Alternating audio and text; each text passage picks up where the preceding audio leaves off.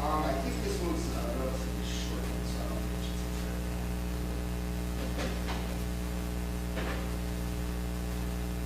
The worst is I think these covered in Christmas Day, so it's about 5, 6. When I was here, because homes and some friends was filling and the parking was there for sort of cheese sandwiches. And I had to actually listen to parents arguing about a cheese sandwich for over $2. So the whole thing was, I guess, was trying to close out accounts and just lunch. So that came up. And just like, you could see the dog on his face. It's just like, why are we still talking about this? Money.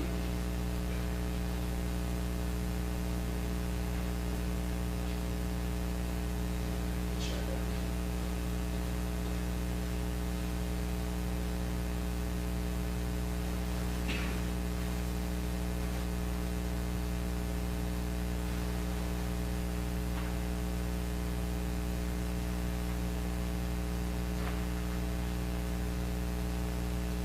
Oh, that's cemetery.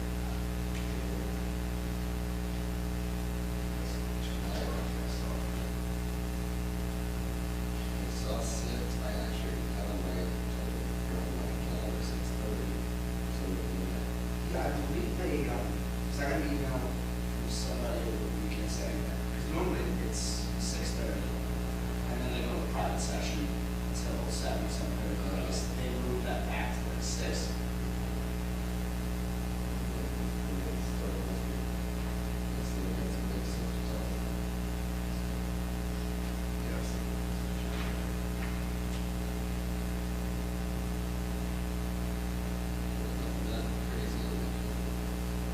Communications, don't Chris.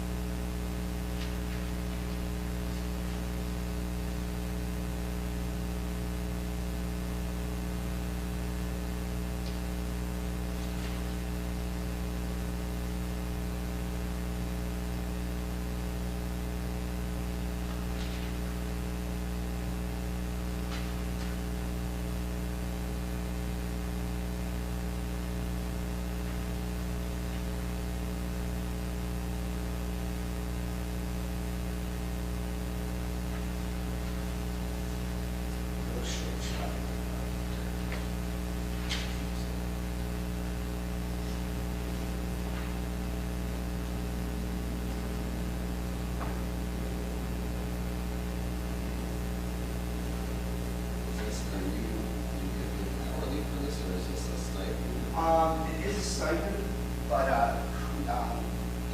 you know Alex, John Gardner? Yeah. He left and then he had a stipend, but because he left, like I don't know if they were posted on what I'll cover for you guys to understand. So they could be out of it. he didn't last for a long time. No, I think he's going to South Carolina. He changed districts. Yeah, the tech, job security. Oh, yeah. Because John's in North Brunswick. Yeah.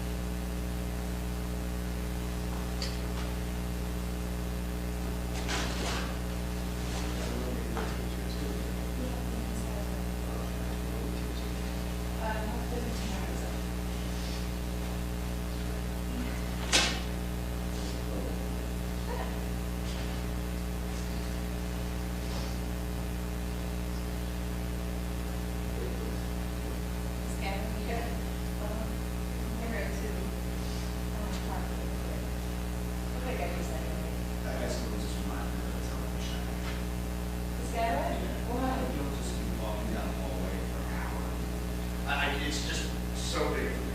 Really? It is big. Like when I first started, felt like a college campus. I mean, I grew up in private shores, so we were all, I graduated class was like 200. So the 3 times I did it. Which is our way. I had a little smaller. Here, come on, let's go change you. Come here.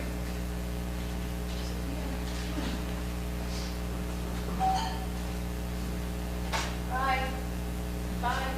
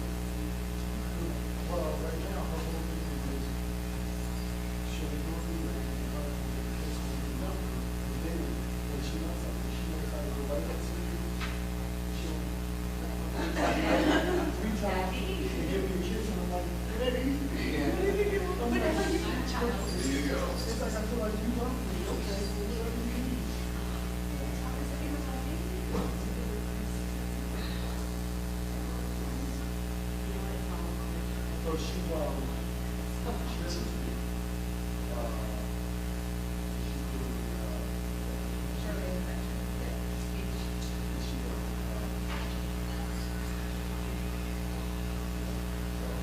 it's the constant climate.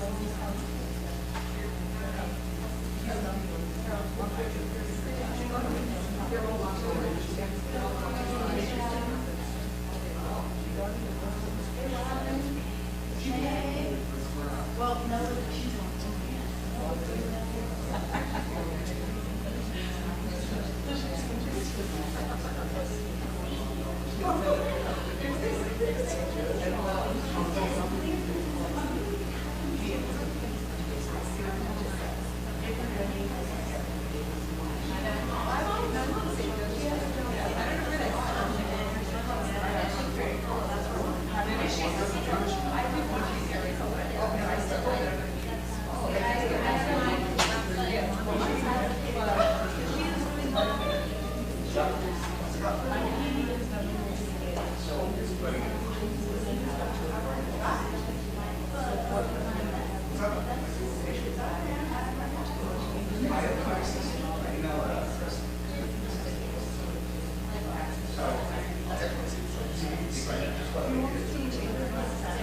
fine.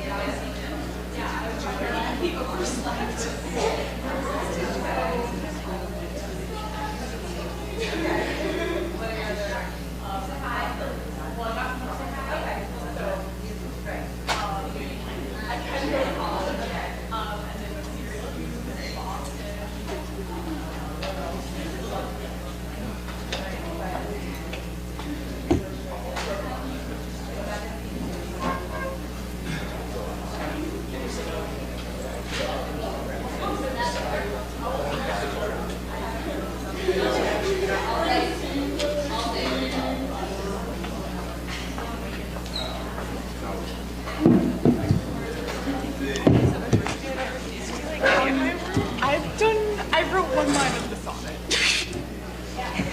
Wait. Oh, I already handed it in.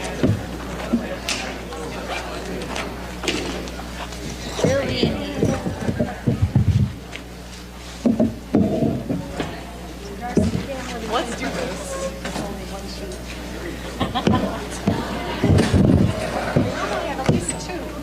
We're gonna have fun with this one. We'll slide over a while. He's at the corner too, and she didn't want to be that close to the Oh, jeez, stop. Thank you. Black eye. I was going to ask about that, but I didn't want to. They felt like they wouldn't get back to you. So that's like my house. That's like that's like I parts of my food. And because I had the first, I didn't.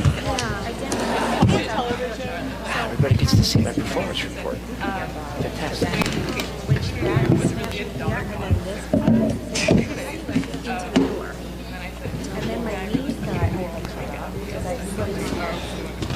I was crying.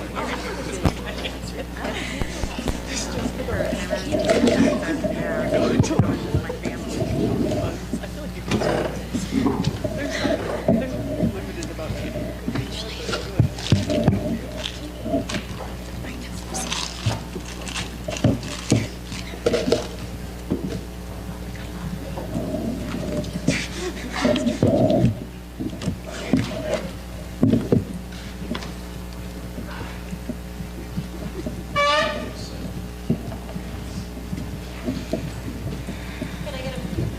Can I turn on my mic? Can I get a motion to reconvene to public session? So moved. Can I get a second? Second. All in favor? Aye. All right. Could we please stand for the Pledge of Allegiance? I pledge allegiance to the flag of the United States of America and to the republic for which it stands, one nation, under God, indivisible, with liberty and justice for all. Okay. Good evening, everybody. Linda, do we have any communications other than what's on the agenda? One more email was received by the board today from Ms. DeSico on the same matter as her previous email. Okay, thank you.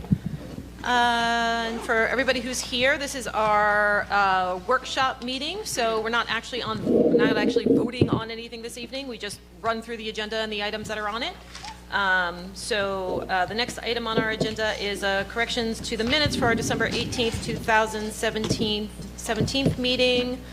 There's one item that needed to be corrected, just a student ID number. So nothing terribly exciting there.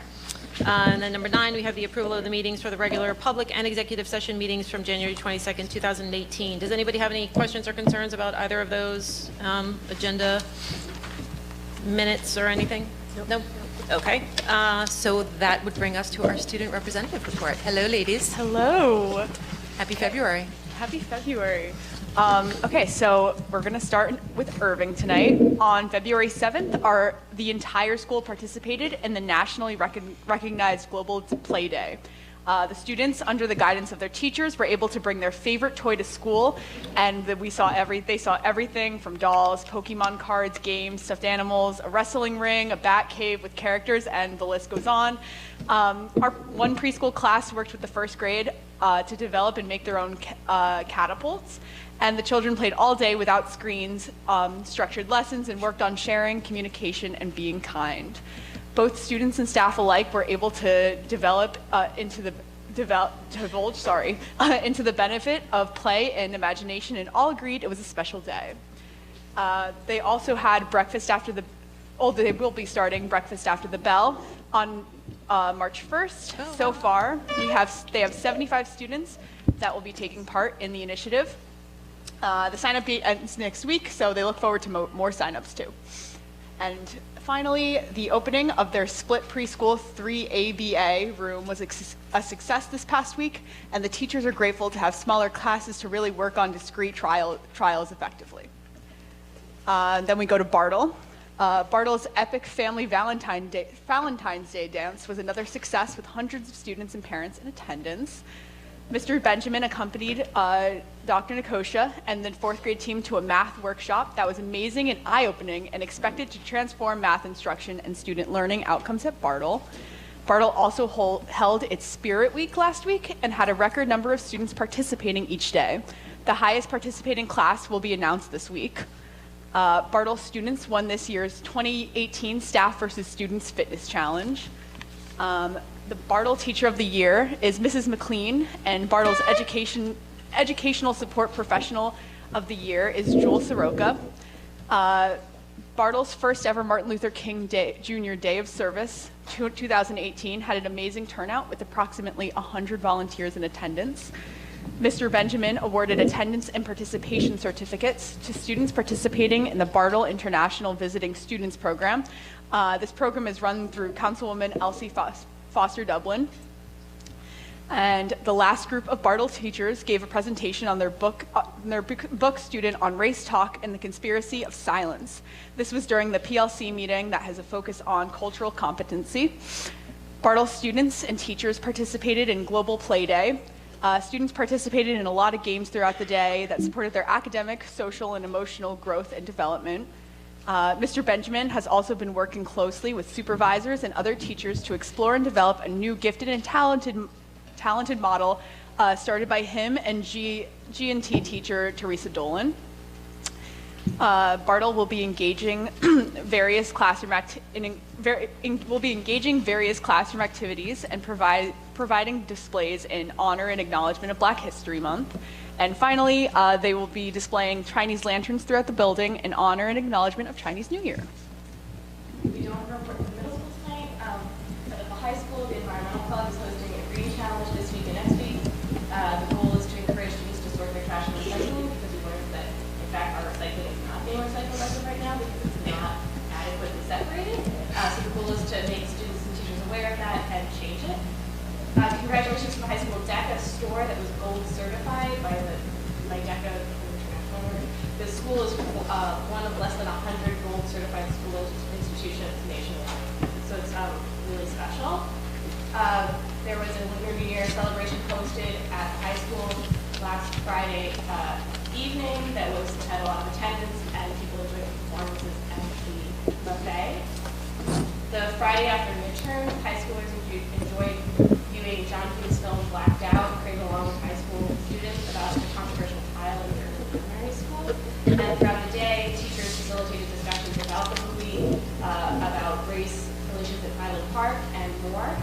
And I know that both Linda and I took part in many, many discussions throughout the day, and it was really interesting. And finally, the winter track team performed exceptionally well at the Central Jersey Sectionals this past Saturday. So for the boys team, George DeLaurentis placed second in the 400 meter, Patrick Burke placed fifth in the 800, Ethan Gillenberg placed third in the 2 mile, Jonas Silverman placed sixth in the 2 mile, and the boys 4x4 team of George DeLaurentis, Felix Rojas, Thomas Lee, and Kamal Qureshi came in fifth. For the girls, Julia Marks placed first in the hurdles and sixth in the 400 meter. Gabriela Sanchez placed first in the 55 meter dash. Bella Gudish came in second for the 2 mile and third for the mile. Yasmin Mahal came in fourth for the 800, and Liz Gervin placed sixth. And the girls 4x4 relay comprised of Elizabeth Gervin, Julia Marks, Gabriela Sanchez, and Yasmin Mahal came in first place. So the girls team won the Central Jersey Group 1. Wow. Which is incredibly exciting.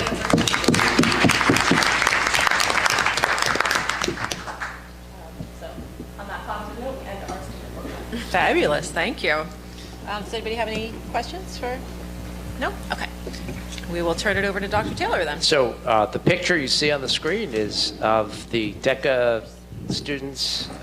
Mr. Harper, who's in the back, you can wave, Mr. Harper. He's videotaping tonight, and Ms. Harper, Mr. Lassiter, you stole my thunder, so thank you for mentioning didn't you talk about, Julia, the School Stars recognition?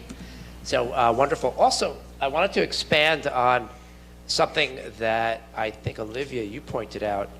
We did honor Global School Day of Play at Irving and Bartle, and the reception at Irving was so positive that we're talking about doing it quarterly.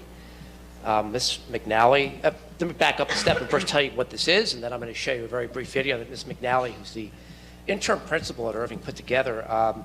Thanks to Ms. Beyer for putting the Global School Day of Play on my radar. It's a national movement to promote play-based learning. So we spent the entire day, particularly at Irving, playing and learning through play. Here's a video to show you, if I can get it to go full screen. There we go. Our kids at play.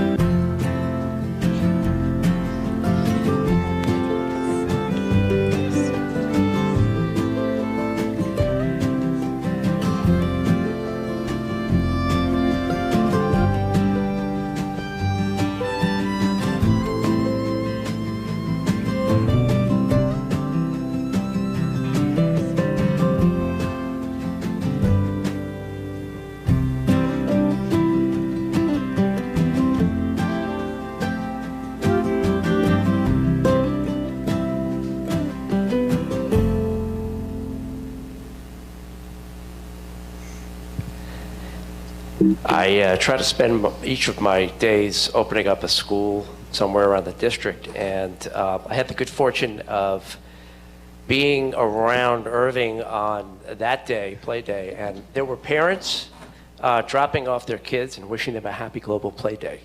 So it's obvious that parents were just as much interested as the kids were. I'm going to get up for this one because it's important, really important. On the drier side of things, it's the time of year when I talk to the community and the board about the school performance reports the Department of Education puts out. This year, I'm going to take a bit of a deeper dive into the details about the report than I have in previous years because, well, two reasons. One, there are changes to the report that provide us more information that we've had in the past, and I'll go over those changes in a second. Two, two of the biggest needs we have speak to the strategic plan goals. They align to the strategic plan goals that the community developed. First thing I'd like to do is make sure that you understand what changes have been made to the performance reports. And by the way, the end of my presentation, the last slide, shows you a graphic of the website on our district page that you can access and pull down performance reports that go back, I believe, 5 years. The 2016-17 performance report now includes a user-friendly summary guide that's one page, has lots of graphics instead of providing all the nuts and bolts. If you go to the website, you can download that summary page, but you can also pull out the details. Also new is information regarding the educational level of teachers and administrators by percentage in the school. How many of us have bachelor's, master's, and doctoral degrees? And also, EVVRS data has been expanded.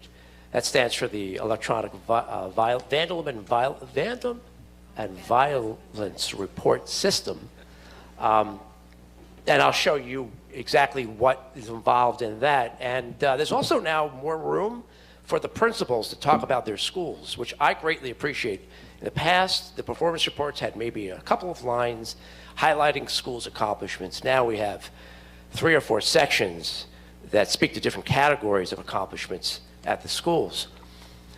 A reminder that the performance reports take into account 3 things: academic performance, the culture of the school, and such things as absenteeism, chronic absenteeism, and the climate. The academic performance is based strictly on these items. I'm not going to go over each one. Heavy on PARC, and I'll get into the details in a second. The college career readiness piece of the performance report takes a look at graduation rates. VPA stands for Visual and Performing Arts Participation. How many art courses we offer, how many of our kids participate in art courses. We far exceed the state percentage, VPA percentage, by the way, which I would hope for a community like ours that's so committed to the arts. And then, of course, high school-based standardized tests like the AP tests, PSATs, SATs, and school climate, which is another part of the overall report. And the detailed report, mind you, is over 20 pages, summary report 1.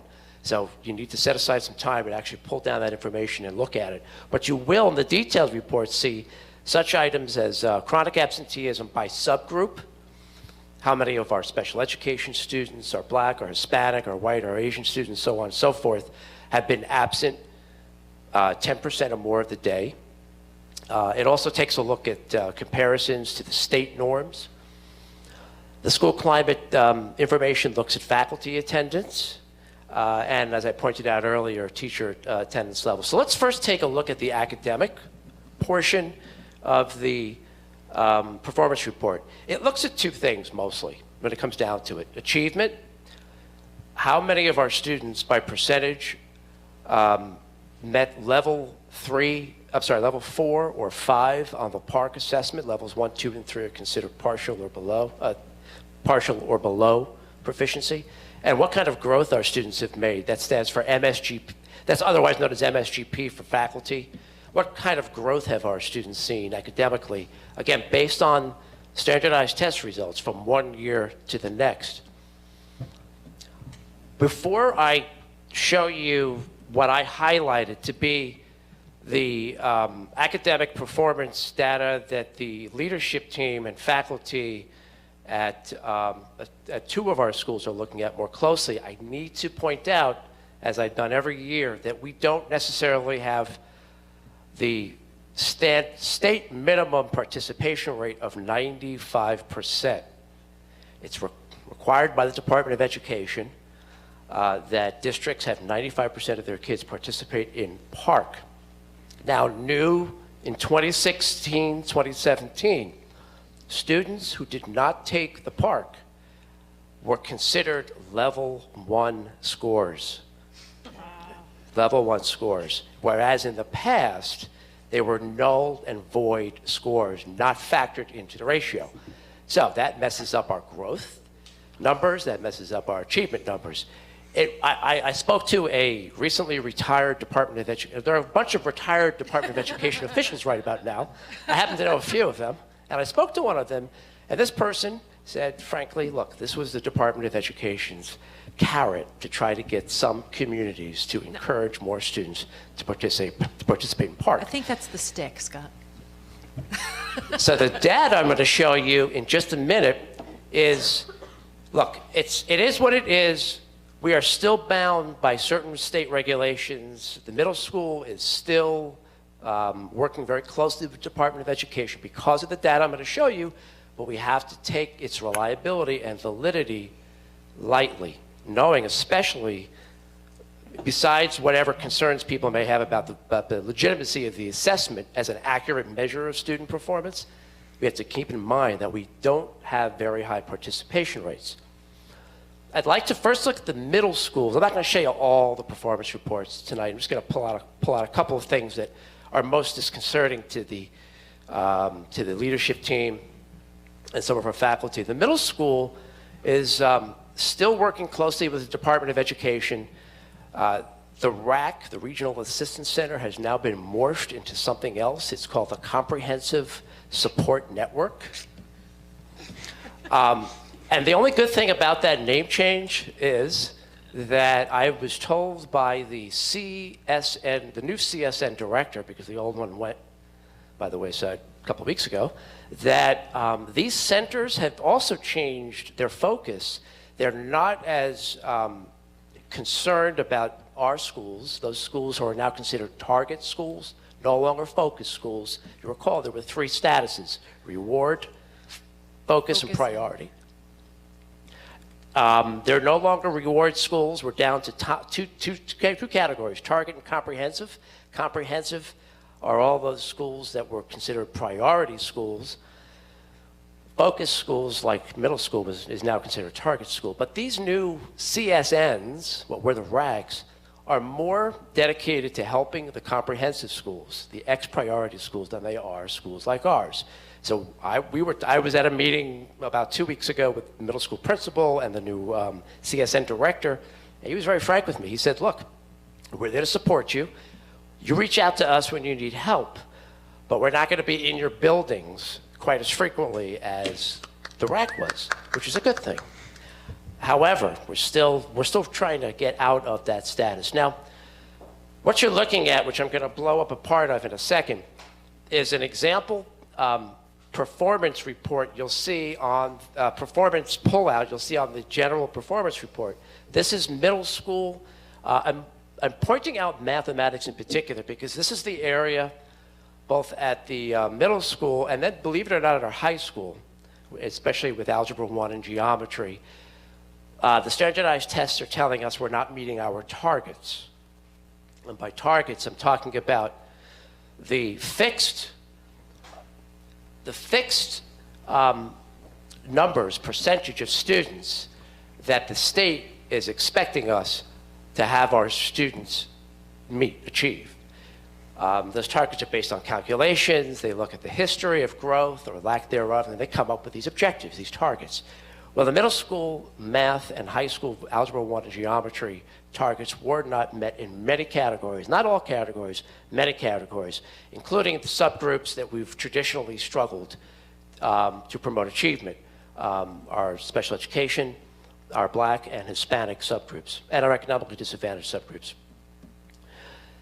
The other area in which we didn't meet the growth that we'd like to see at the middle school, the achievement that we want to see at the middle school was in the area of growth. And again, we didn't meet targets in those areas, which is what is, again, keeping us in that target status holding pattern. Now, what are we doing to address these issues? Well, even though we don't take a ton of stock into we don't put a ton of stock into the PARCC scores, we still recognize that over the last several years, our curricula has not been as cohesive as it could be. Our teachers have struggled mightily to do the best they can, and they have performed beautifully, but they needed extra support, extra strategy support, professional growth support. And we're giving it to the K-5 teachers in the form right now of 2 focuses that Michelle McFadden is going to talk about briefly when she reports out, since she is the curriculum chair. And that is a focus on changing our math model to more of a workshop approach. We're not eschewing everyday math. That's still in place, but we're not leaning on it as the true guide that directs our math instruction. Instead, we're using it more as a supplement, as a resource. Bringing in math workshop and strategies that revolve around an organization's approach called Conquer Math that's taking the Irving and Bartle teachers by storm. They are been very voracious about wanting to go up to Conquer Math, which is actually a site in North Jersey, to gain extra support. I thank Dr. Nicosia and the Irving and Bartle faculty for being so excited about that.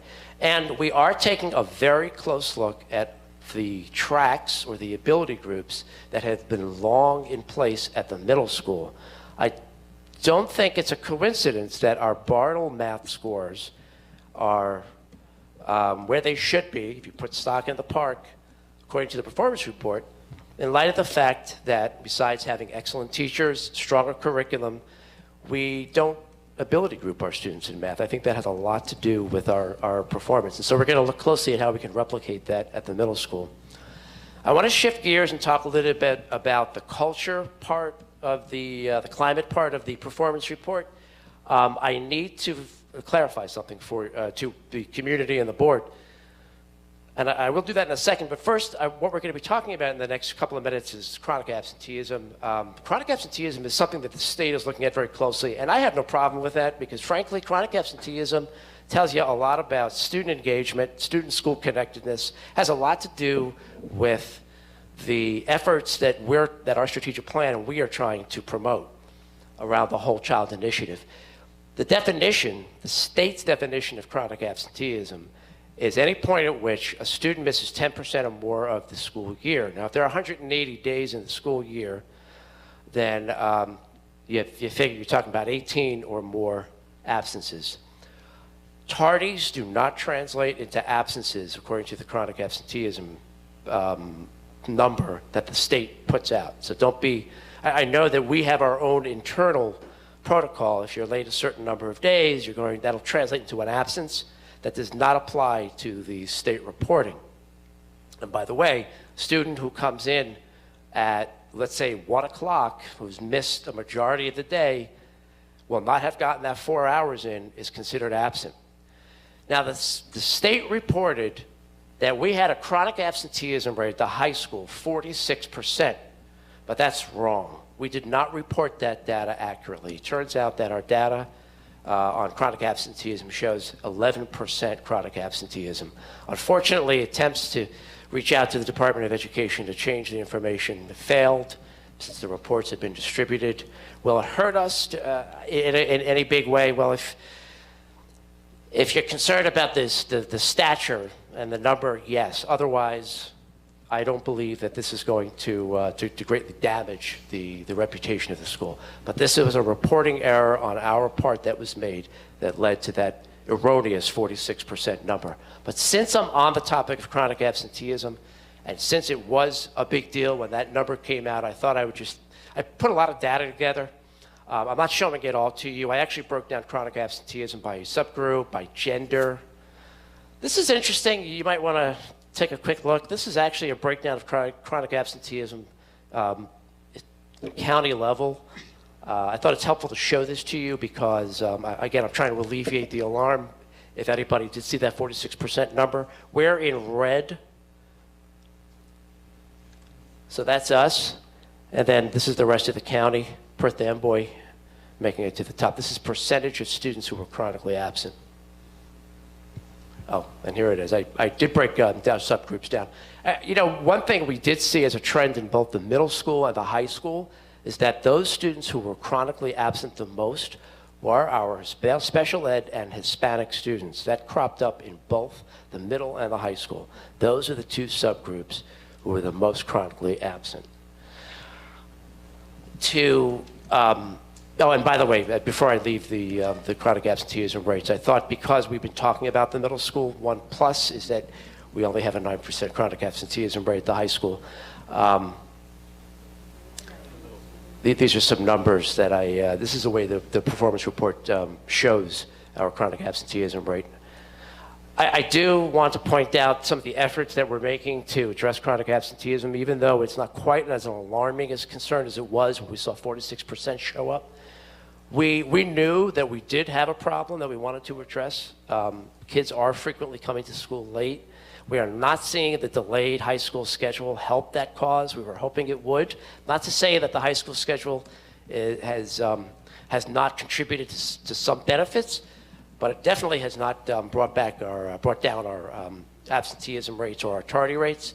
But we're going to be taking a closer look, we being Mr. Laster, Ms. Brady, myself, and some others around us, including Dr. Brian Chu, a researcher at Rutgers University, who's actually doing research on this very topic, chronic absenteeism, to see how we might be able to collaborate with the school to identify students before they come up to the upper grades, middle and high school, and flag those kids who may be in danger of being chronically absenteeism by using various markers that Dr. Chu's group is identifying.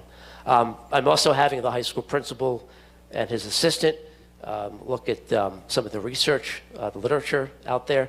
And then we're going to be looking at the history of chronic absenteeism and tardiness, especially at our high school, where we have greatest concerns about kids losing credit. They miss too many classes. One thing we've already seen by looking at the past at the high school is that a scaling back of personnel, which occurred about 4 years ago, happened around the same time that our chronic absenteeism rate started to rise a bit. We used to have deans at the high school, deans of students, and a dean at the middle school. We now have a dean of restorative practice, but the other dean was just focused on helping kids who are chronically late or absent to school. If you want more information, you can go to our website, hit the district page, hpschools.net, go to the district drop-down menu, click down below, you'll see school performance reports, and then you can get not only the reports that I'm referring to tonight, but history going back 4 years. Any questions from the board? Comments? Have we fixed whatever that glitch was that led to the incorrect reporting? I'm sorry. Have we fixed whatever glitch led to the incorrect reporting on the? Yes. So what we've, yeah. I don't need to hear the Yeah, details. I can explain that we did a whole audit and we're now under control. correctly reporting students. Wonderful. Thanks. We actually, yeah, I'll leave it at that. Yeah, that's all I need. Anybody else? Oh, just one question. When we were first determined to be, Ruth, make sure you use your mic. sorry, when we were first, Yep, you're good. when we were first No. deemed,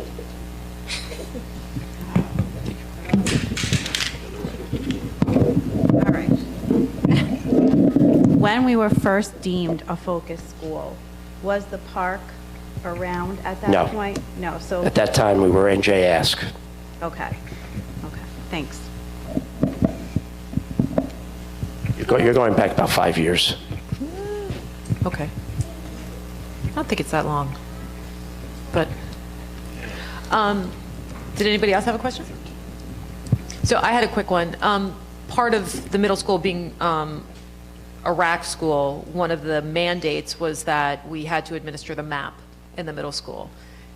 Does this new attitude of the department lead to, A, us not having to do that, and B, since we have had to do it for the last couple of years, do you see the same things in that data that you see in the park data? Do you see those same issues with Algebra 1 and other math classes in the middle school? It's a great question. We haven't been told what now will take place of what were the SIPs, strategic improvement plans. Mm-hmm. So we don't know if we can scale back how much we report to the team. I mean, the map data has been very helpful for us, but does it mean we could test less overall? Potentially. Because that would be a potential budget issue as well, is another way I'm thinking of that. And it would be. And you know what I'll do? I'll have Jennifer Osemier come out to a board meeting once we find out finally what it is now we'll be required to report out to. And I have to I'll say this, I'm going to put it out there. There is still the slightest potential that the middle school will be removed from the process entirely. Before the last RAC director left, he provided a list of those schools that were now going to be de-RAC'd, taken off the focus or priority lists. It's a good thing they changed to Trenton, that acronym. Trenton then, coming up with all these terms, DCSN, Trenton then forwarded that information to the federal government. It's in the Fed's hands right now. We don't know what that list showed, but we were given, read between the line information that we had proven ourselves, Mrs. Osemier and her staff had proven themselves that they had worked hard enough to show that we were in it for the right reason. So we'll not know for probably another month. There is a possibility that I'll come back to you and say, we're no longer a target school. Okay. All right, thanks. I misheard what you said. Did you say the MAP scores have been providing helpful data or have not? They have been. Our They have teachers been. feel so, yeah. Because they appear to be if you're going to look at any kind of standardized assessment, they're more authentic because they're adaptive, Right. they're formative, they're not summative. They don't test students' knowledge based on what they're expected to know, but based on what they currently know. It's more of a growth model. Sure. What we approved last year from the NW. Actually, this is our third year using that. Okay, I remember having that. Yeah. Okay. Thank So that's you. my report. Oh, I do have one yeah, other the item on my CUSAC. report, Yeah. which is really not much for me to discuss. I do want to remind the board that I have to send off the performance review file, the DPR, District Performance Review file, to the board, to the Department of Ed. Mr. Razowitz had a question about the numbers, calculations. They didn't seem right. We quadruple checked. Points possible and points received all check out. And I am prepared to send it off to the Department of Ed as long as everybody is okay with that. But I have nothing to report specifically about that data. Okay. Nobody had any concerns about that? No. Okay. So we will move on to our committee reports. Well, we do have a resolution under Oh, my do we? report. Oh, it's, oh, to move it, okay, But we don't have to, but we can wait till the 26th. We can. okay, You don't have to move it tonight. all right, good. So we'll move on to our committee reports. Michelle, you want to give the curriculum and instruction report? Sure.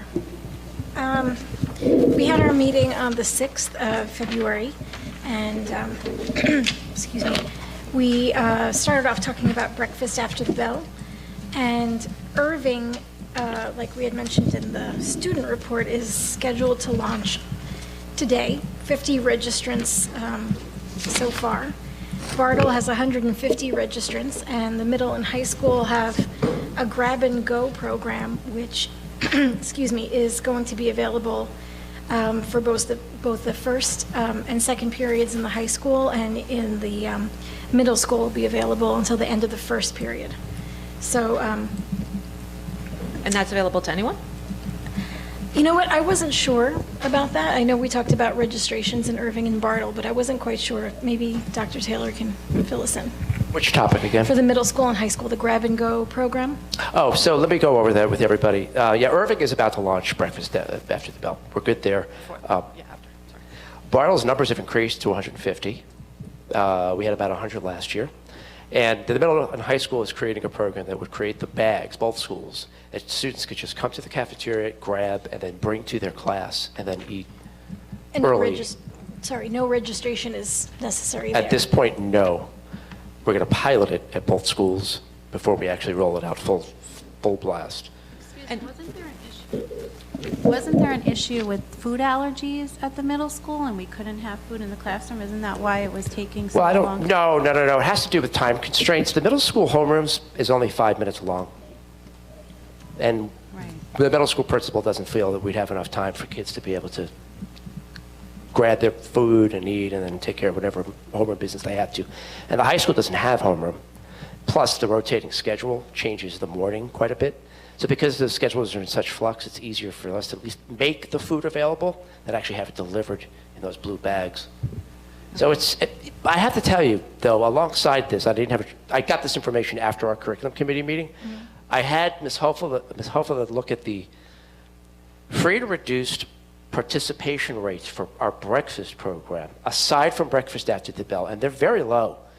They're like in the 15 to 18 percentile range. That means very few students who qualify for free or reduced breakfast are actually eating the breakfast. So that's a concern now I need to take back to the principals next week when we have our meeting. We have to figure out a better way to market and encourage these kids to make access of this. Yeah.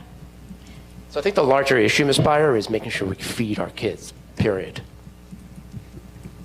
So it's 15% are participating out of the, is it 40-something percent that are actually free Well, I'm and talking about reduced? 15% of the 100% of students Oh, I who see. qualify are taking the Okay, opportunity. I misunderstood. I thought it And I'm was- giving you ballpark numbers. I have the numbers on my computer, but it's like 15 to 18%.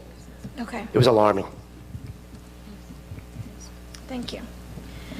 Our next topic was the chronic absenteeism that was discussed in the CUSAC report. So we, like we said, fixed the little glitch that was the reporting issue. And we had talked about why kids are absent. And Rob Roslevich had offered that because there is a lot of religious diversity and perhaps there's people taking off days for religious reasons that they're absent more often than the days that we have set aside for holidays. That could be a factor. And I also talked about lateness being a factor because the glitch that was causing us to have 46% was actually, they were reporting lates as tardies. I'm sorry, lates as absences. So we talked about lateness as well, and I mentioned that we're unique in the way that we transport our children back and forth, which is basically on their own steam. Other districts that we were talking about our numbers compared to, they weren't really relevant because they're being bussed in. So you catch the bus, you get here on time. That's not the case in Highland Park. So being late after the bell means that you're late. There's no, like we talked about, there's no like grace period. So walking might be a factor as well. We next talked about History 2 with the honors option that we had put into effect for this current year. And next meeting, February 26th, the history teacher at the high school, Chris Broadfoot, will be coming to give us a presentation on the performance progress data that he's collected and on the outcomes of all of the changes that we made to Access. And it sounds like it's all positive news coming. Can we maybe go back to the minutes from the meetings where this was discussed last year, and we had folks come out who were concerned and reached out to those folks and let them know that this presentation is going to be happening at this meeting and invite them to come to this meeting to hear this presentation? Because I'd like to see that come full circle. I'd like to see the community members who express concern about this idea of changing the way this class is structured to actually, to have the opportunity to come here and hear it for themselves. Great and ask idea. a question if they want and public comment. If I could even add, maybe put a notice in front of those classrooms where those kids are. Let those kids and their parents know that we'll be discussing it. And maybe they would want to either view it on TV or come out and participate. Let us know how they see it as well. Yeah, that would be great to hear from the kids especially. So next meeting, we look forward to Mr. Broadfoot's report. And then in March, we are expecting Scott to come back to the curriculum committee to talk about expanding the model to 3 additional subjects. It sounds like the feedback is positive from the other teachers in the high school about wanting to, create more access. So we're excited about that. And of course, I'll report that in March. Then we talked to Dr. Nicosia, who came to talk to us about math workshop. And that was presented in Scott's report as well.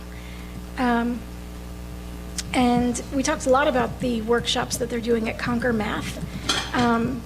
What we heard from teachers, the teacher feedback, was that they had felt very competent and almost expert level in teaching reading and literacy skills, but that they had not gotten to a level of confidence in their math pedagogy. So their time at Conquer Math was really well spent, and the investment that we made in the PD there was really well spent. It sounds like what we heard was that they are focusing on the math PD meeting different levels of understanding in math. So at first you're understanding concretely, you're using manipulative blocks, you're counting these things, you're manipulating them to understand different math concepts. And then you're moving on to the iconic phase, which is you're drawing pictures to represent math concepts. And then you're moving on after that to the symbolic, which is actually problem solving and gaining more fluency in math. And some kids won't move beyond the iconic stage. So what she is helping to teach them through Conquer Math is that kids can, perform the math concepts, the actual arithmetic is getting done, but that they might not be able to do the symbolic level math on their tests, for example. So one child might be able to, draw out the problem, so you understand that they're getting the actual concept, but that they're not able to do it perhaps in that way. So I remember when we were in school, it was, show your work, and that meant do it how the teacher taught you to. That one process. And so what they're learning in Conquer Math is that they're able to accept work that is showing the work in different ways. And so there's a little more flexibility and there's a lot more differentiation happening in the classrooms. So she actually had quotes to give us about what the teachers were feeling about Conquer Math and how they're using their takeaway in the classroom. Teachers are saying that they're having their own aha moments. And now one of the quotes is, "I understand why multiplication works," instead of just memorizing facts. So there's a lot more fluency in their own understanding. So you can understand how that translates to the classroom with their students. The current math curriculum that had been used, had much experience with this as a mom, everyday math, that was basically everything. Everyday math was what was going on. There was the book, and you followed the book, and that was really it. And it did a lot of circling back. So every year, you had to go through several different, their students are like, you know, go through a lot of the things that you had already gone through and mastered in all cases, in most cases. So there was probably a lot of boredom in the math classes, I would guess. What they're able to do now with their expertise, they're telling us, is that they are able to use everyday math as a resource rather than a Bible. And it's no longer the curriculum, it's just another tool in their toolbox, which is really great to hear. So, you know, just in short, the reading and writing workshop model that they have been using with great success is now being mirrored in a math workshop model with a lot more flexibility and mastery on the teacher's side. They're feeling more competent, I would guess. That's from what I've heard. I do want to emphasize that the reading, writing, and math workshop approach has been like a bottom-up movement. It hasn't been a top-down movement. People haven't been coming to teachers and saying, you got to do this. A lot of it's coming from the teachers, which you hope that then institutionalize it, prolong it, as opposed to just being a fly-by-night program. Yeah, I did have that in my notes, that it was a bottom-up situation, which, you know, gives it, I think, a lot more integrity, that the teachers are, you know, using it and they're promoting it from the bottom up. Lastly, we did the agenda review. It was kind of backwards this time. We usually do that first. And we talked about the field trip requests at first. And I don't know if anyone has any questions about that, but there was one field trip, DECA field trip, that had a pretty large price tag on it. So we talked about that a little bit. And of course, that's kind of the business of DECA, you know, fundraising and other things. And so we talked about the ability for them to pay their own way, but also that there was an exciting development. We talked about the fact that kids who get free and reduced lunch do get assistance, obviously, but that there are those kids that don't qualify for free and reduced lunch that miss it by a hair, and there's plenty of them. And how can we assist those families as well? So Dr. Taylor talked to us about a sliding scale for financial assistance, which I thought was a really great idea. So we're going to continue to talk about that. And also we have 2 new courses for the high school, Mandarin 1 and Mandarin 2, coming up for a vote, so that the students who are taking Mandarin in middle school can continue studying Mandarin in the high school. And as the parent of a Mandarin student in the middle school, I feel like it's been a success so far, so I'm really excited to see that continue. Would that be with the same teacher? I was just going to ask that. Yeah, I more understood that high, it right? would be with the same teacher, but I'm not 100% clear on the timing and the staffing. It's mostly staffing. Okay. So does that mean that as Mandarin is implemented in the high school, there will be fewer and fewer French classes taught every year until the French program there's no more? Right? That would be the idea that the current freshmen who are taking it, there's only 4 more years left of high school classes and it gets fewer and fewer each year. Is that the idea? Correct. We will offer Mandarin 1 for high school students who want to take that now in 9th grade, and then we'll progress upwards. And to answer Ralph's question, that was the same teacher would be teaching in the high school? Correct. Okay. Yeah, the vision is to have Ms. Chang, the teacher at the middle school, teach 2 sections at the high school, 3 sections at the middle school. And unfortunately, that doesn't leave us room to move down into 5th grade. But I think we should look ahead next year if we can afford to do so and add that element. Yeah, we did talk about that as well. And, you know, that's the ideal situation, to offer it in 5th grade as well.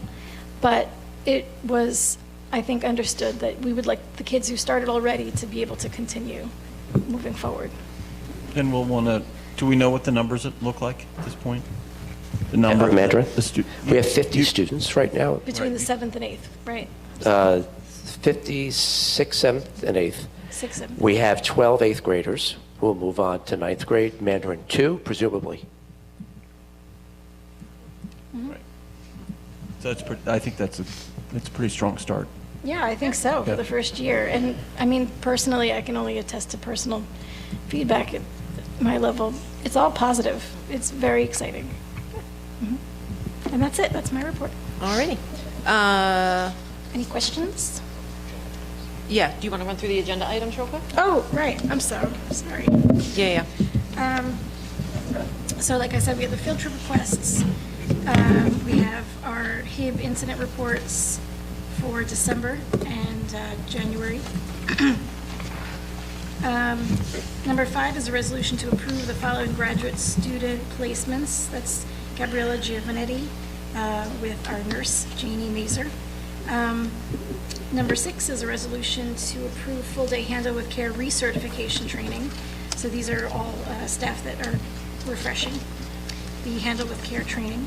Number 7 is a resolution to approve new courses at the high school, Mandarin 1 and Mandarin 2. Is the mic really reaching? I don't know. Did everyone hear me? I hope so. Okay. Ms. Zimmer, Board President and I are talking about the calendar. Did I I? would like to share it Agenda with item 8 everybody. is the I don't have the district's current- calendar for next year, so Scott's going to put it up on the screen. I just noticed there were a couple of typos in there, which we can go over Yeah. outside of the, That way our audience can see what we're thinking too. Just give me 1 second. I have to Special say that sneak while I'm preview of next pulling this up, we're on version 12 right now. After, we're keeping track of versions, right, Mr. Presti? After having been reviewed by the leadership team, we took it to the Professional Relations Committee, many of whom are members of HPEA leadership. So everybody's gotten a look at this. Just bear with me. I'm sorry. I thought it was in the drive. It must be somewhere. Rob, did you pull it up somewhere in the drive? I didn't see it under curriculum and instruction. I did. Did it just get put somewhere strange that I didn't see it? Not that it's bad to put it up. I got it. It's coming. Yeah.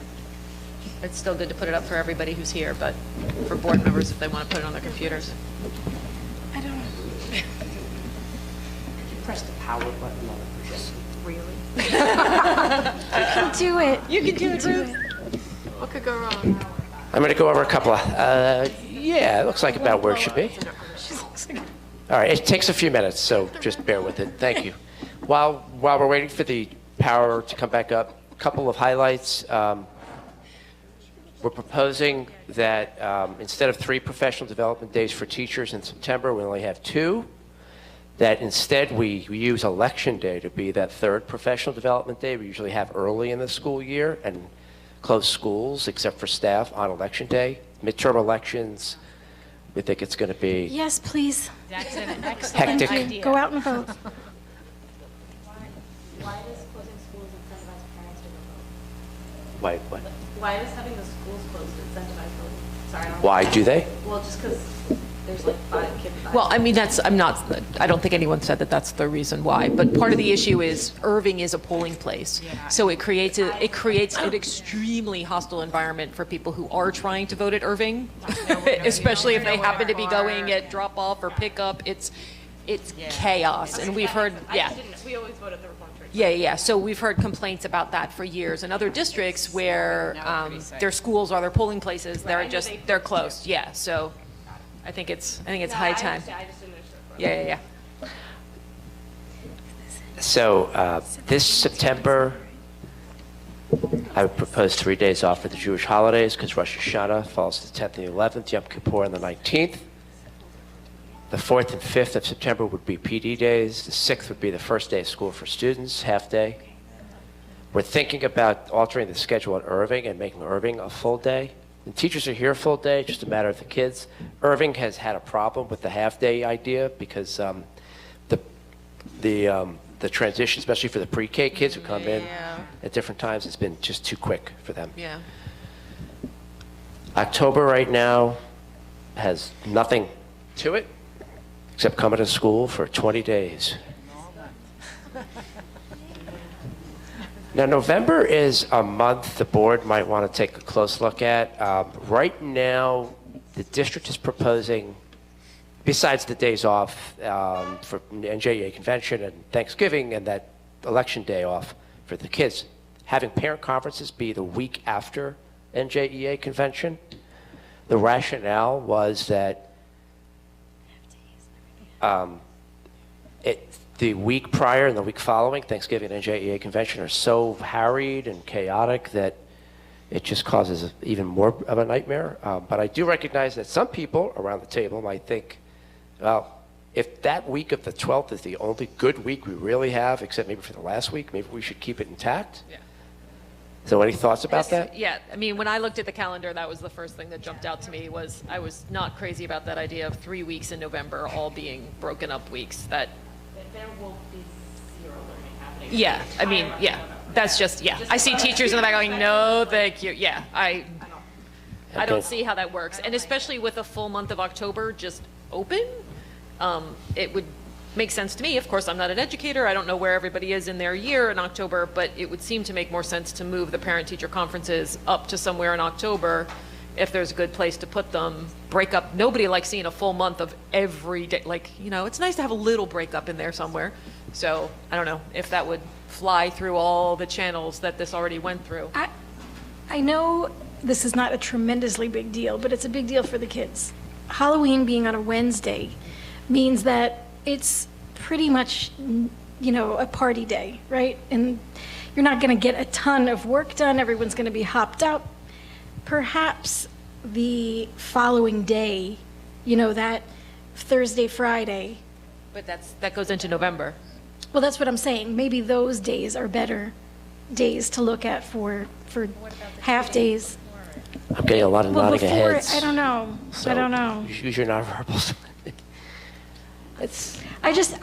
I'm thinking October does look bleak.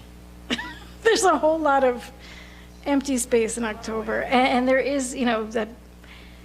Yeah, I think maybe the week before Halloween might be better if that fits there. I like the idea of the week before October, especially as a teacher. I think we're ready by that point to start talking a little bit to parents, right? You know, about what's happening. Late October. So before I could take that proposal back to the Professional Relations Committee. We have a meeting on Thursday. So that's when we can bring this back to the teachers. And I do have some members of the leadership team on that group too. So. Great. And all right, so that's November. December, standard winter recess, nothing crazy there. January, Martin Luther King Day is a little later than it usually is. It's usually on the 14th, 15th. This next year it's on the 21st. Take it back up to February. We're proposing, here's another highlight to the calendar, having off for the Chinese New Year, for kids that is, and that'll be a PD day for staff. We've normally had wrapped around our PD day with the President's Holiday weekend. That's the 5th, Scott? That's the 5th. February? Yeah, it's hard to see it on the. You'll make a note underneath? Like the President's Day note is yeah. there, make a note there? We'll do that. What about our staff who celebrate Chinese New Year? Would they be excused from that PD? Can you say it again? Sorry. It's okay.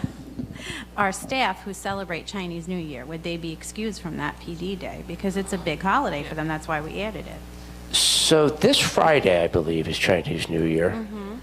I'll take stock of how many, and we have PD scheduled, so we could see Oh, we do? that this Friday, staff are in. So we could see how it plays out. If I don't know how many of our teachers recognize the holiday, but Well, at least one. I'll find out. Our Mandarin teacher. Now, That's hard, it's such a family holiday. of course, that person won't be penalized for the person can take Let a her know religious observance that. day. Let her know that. Because she's a new teacher. Yeah. It's nerve-wracking. Or I would do an all staff. Yeah. So then in March, it's hard to see it up there, but the 19th, 20th, 21st, 26th would be spring conferences. I'm not indicating on the calendar if they're early dismissals because we traditionally don't do that in the spring. It's building by building as opposed to fall, which is when it's standard across the district. April, We got lucky again, Passover, and Sorry, what about the 26th? March, there's also great. Is that another conference? yeah. Okay. Thanks for asking. April is Passover and Easter at the same time. May, Memorial Day, and then June. June's a little tricky to squeeze in all the days we need. We would be asking that all students finish their year on the 21st, but have high school graduation on the 20th. So we will have buses scouring the beaches, picking up all the seniors who don't come in on Friday the 21st. But think seriously, it's the best we could do. Our attendance Our chronic may suffer, absenteeism. may be a little higher for. Yeah, it's a tight fit. The only way I could initially, and people I worked with could see us backing everything by a day in June would be if we don't take off Martin Luther King Day or President's holiday. And by the way, my daughter today had very pointed questions as to why Valentine's Day is not a day off on the calendar. So we'll also we will need to account for that. That's a big fundraiser day. I don't think students, right, at the high school? So right now, what I'm hearing from the board is take another look at the November conferences, consider it the last week of October, or sometime after Halloween, and also do a better job identifying special dates underneath each month. Yeah. I have a question, like, why can't conferences just be the same week as one of as one of the other days that we have off? Because if we're not doing any work those weeks, those days, like that week anyway, then why not just have conferences? Wait, when? So, like, the way it's scheduled right now, there's 2 days off and then conferences and then. Well, because those 2 days are the teachers' convention. But, so for the 22nd or the 23rd, it's not possible, it's not possible to push the conferences. Well, that's Thanksgiving. But it wouldn't be the same. Okay, I see, because there's a have to. I don't want to be the first superintendent that makes students go to school on Thanksgiving. No, so that's not what I'm suggesting. It's just that I know from experience that any 3-day week, there's much less work done than in a normal week. So it's like, why not just compound the amount of work not done? Right, get it all in 1 week. But I've never put together a calendar for But the other concern that's a good point. That is a good. Think about, though, those families who do take vacation during that time. Okay. We might not get as good of a turnout. Possibility from parents. Yeah, that's true. Well, I'll discuss it with the Professional Relations Committee and take it from there. Okay. So I hope to come back on the 26th. And we have never, ever, ever adopted a calendar as long as I've been on the board on the first shot. So this is, Par for the course. par for the course, for sure. Have we been to the usual religious holiday checks so that doesn't come up? I'm sure something will come up because we try. Well, the holidays we've traditionally honored are the high holidays for the Jewish religion and then Chinese New Year, which is, I think, pretty much it. It's typically more building level stuff that And we Easter. get in trouble with now. Okay, great, thanks. What about like blackout days? Like I know that sometimes there'll be school, but then there'll be a technical blackout day. Do those get scheduled beforehand, or when do those scheduled? Blackout days we had in place, but they went They're a away. thing of the past. Oh, okay. I didn't know. But that opens up the great homework debate, right? Because you're talking about homework, blackout days, yeah. And that's, Well, they were never respected anyway, so I guess. Great. which is an issue that I that's the have key, to right get there. into at some point. That's a whole nother can of worms. That was no longer a thing. Yeah. Yeah, no, they used to be on the calendar. Back in the day. All right, so if nobody has any other questions about curriculum and instruction for Michelle, we will move on to finance and facilities with Mark. Thank you, Dr. So the Finance Committee met earlier today. That was Darcy, Rob Magaziner, myself, along with Linda, and Scott Allen was there with us as well. We discussed the agenda. We also discussed the current state of the budget planning for next year. We've had 2 budget meetings so far. We have a budget meeting scheduled for February 21st, that's next week, and another budget meeting scheduled for February 28th, I believe, that's the week after. And we're currently going through the budget, meeting with various people in the district, reviewing the numbers. Some of the numbers are good, some of the numbers aren't so good. An example of that that we discussed was the medical insurance. We're projecting a 16% increase in medical insurance based on what the state tells us. That is to say, the staff at the schools use the New Jersey sponsored medical insurance plan, and they tell us what to project. We have, in round numbers, a $5 million expenditure for medical insurance out of a $35 million budget. That's about a seventh of our budget, and that's going to go up 16%. That 16%, which is something like $800,000 or $900,000 increase, means that $800,000 or $900,000 can't be used for any additional programs, and it also mostly ties up the 2% increase that we're allowed to levy in taxes on the town. So it's really that one item alone is very, very bad. Really costs us, and we have no control over that. So the money comes from somewhere. We will be able to. There's some places where we're allowed to raise above the 2%.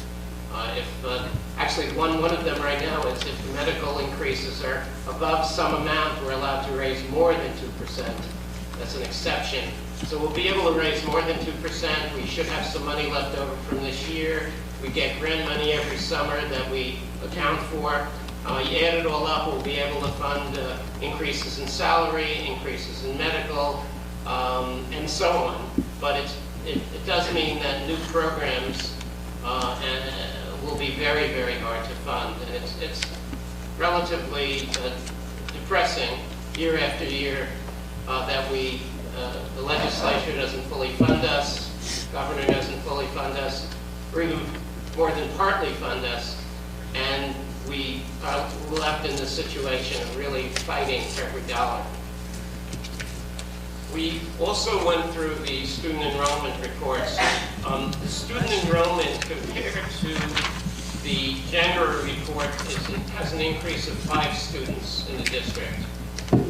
That number is 37 students less than this time last year, which is surprising to us. We have the new building, we have new people moving into that new building, but the way it's simply worked out is that we do have 37 less students. I think the long-term concern of the board and the district, which we've talked a lot about, is a large number of students moving in with all the new building that's going on. We have 4 or 5 new buildings. You can see on 27, you can see on River Road, all of the new buildings going up, some of them large buildings. If we have hundreds of new units, we could have hundreds of new students, and there's space issues, and there's financial issues around those numbers of students. So we're keeping an eye on that, but for the moment the enrollment is, as I said, slightly lower than last year.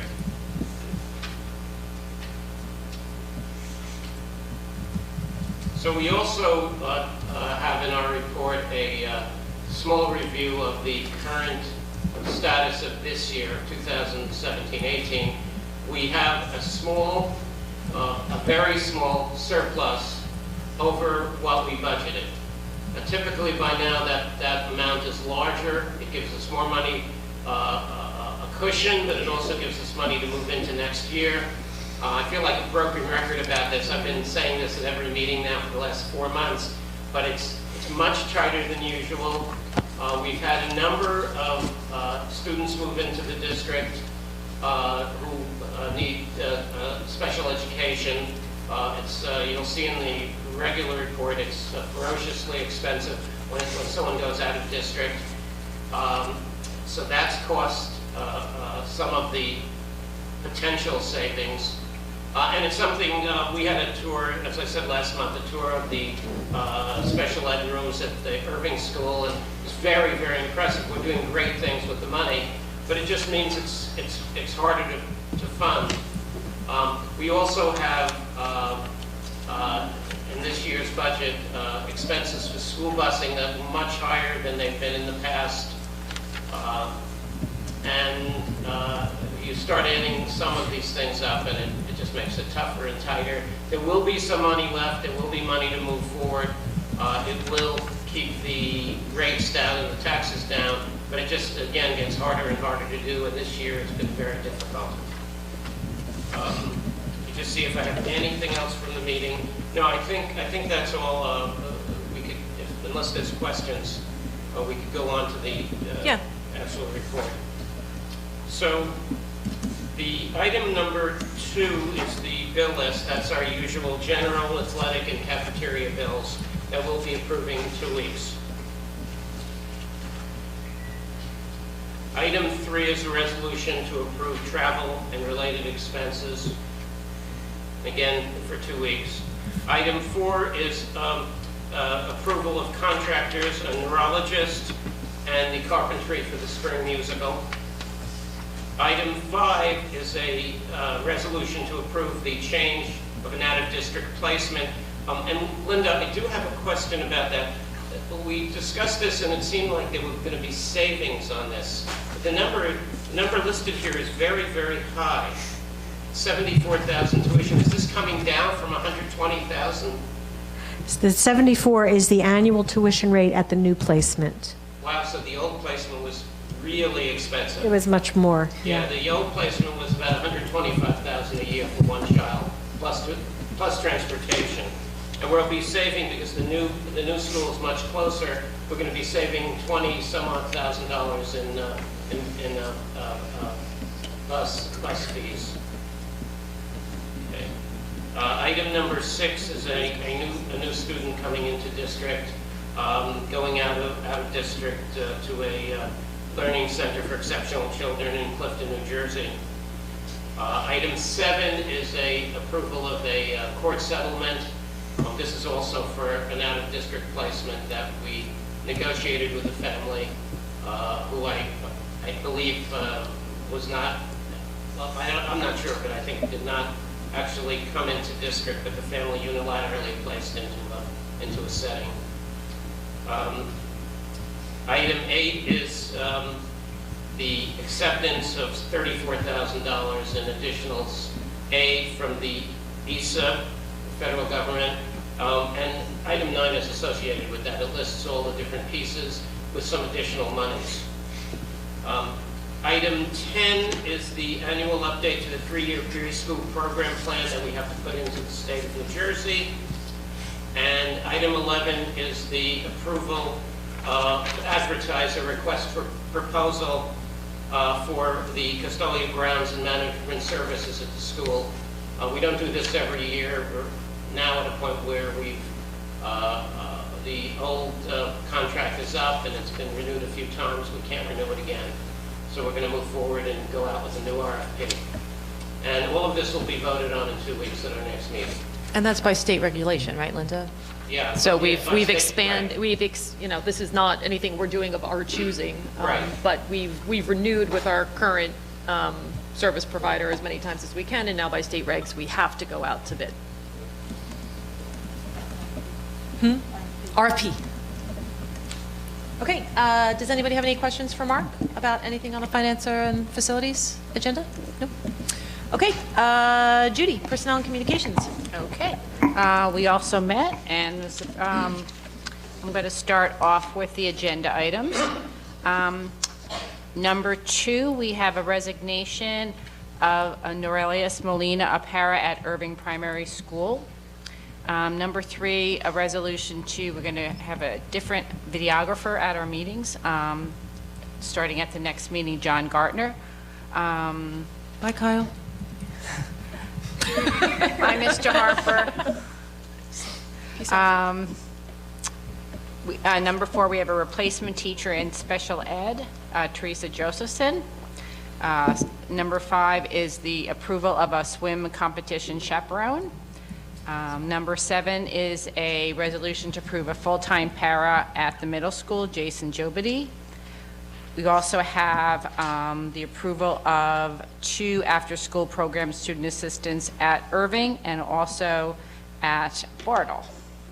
Number 8 is approval of paras for the Conversation Cafe, 9 for the Irving School Title I Before School Drag and Tutoring Sub. And number 10 is all the in-house professional development presenters. You'll see a list there. Number 11 is for writing staff members compensation for writing lesson plans for the school media center. Update at Irving, we still do not have a Irving media specialist, so our teachers there have been getting compensated to write lesson plans for that. But we still are looking. For all of our positions that are open right now, Scott will be going to some nearby colleges to do some recruiting, Montclair State and TCNJ are two of them. 12 is some more Irving before school drag and tutoring teachers.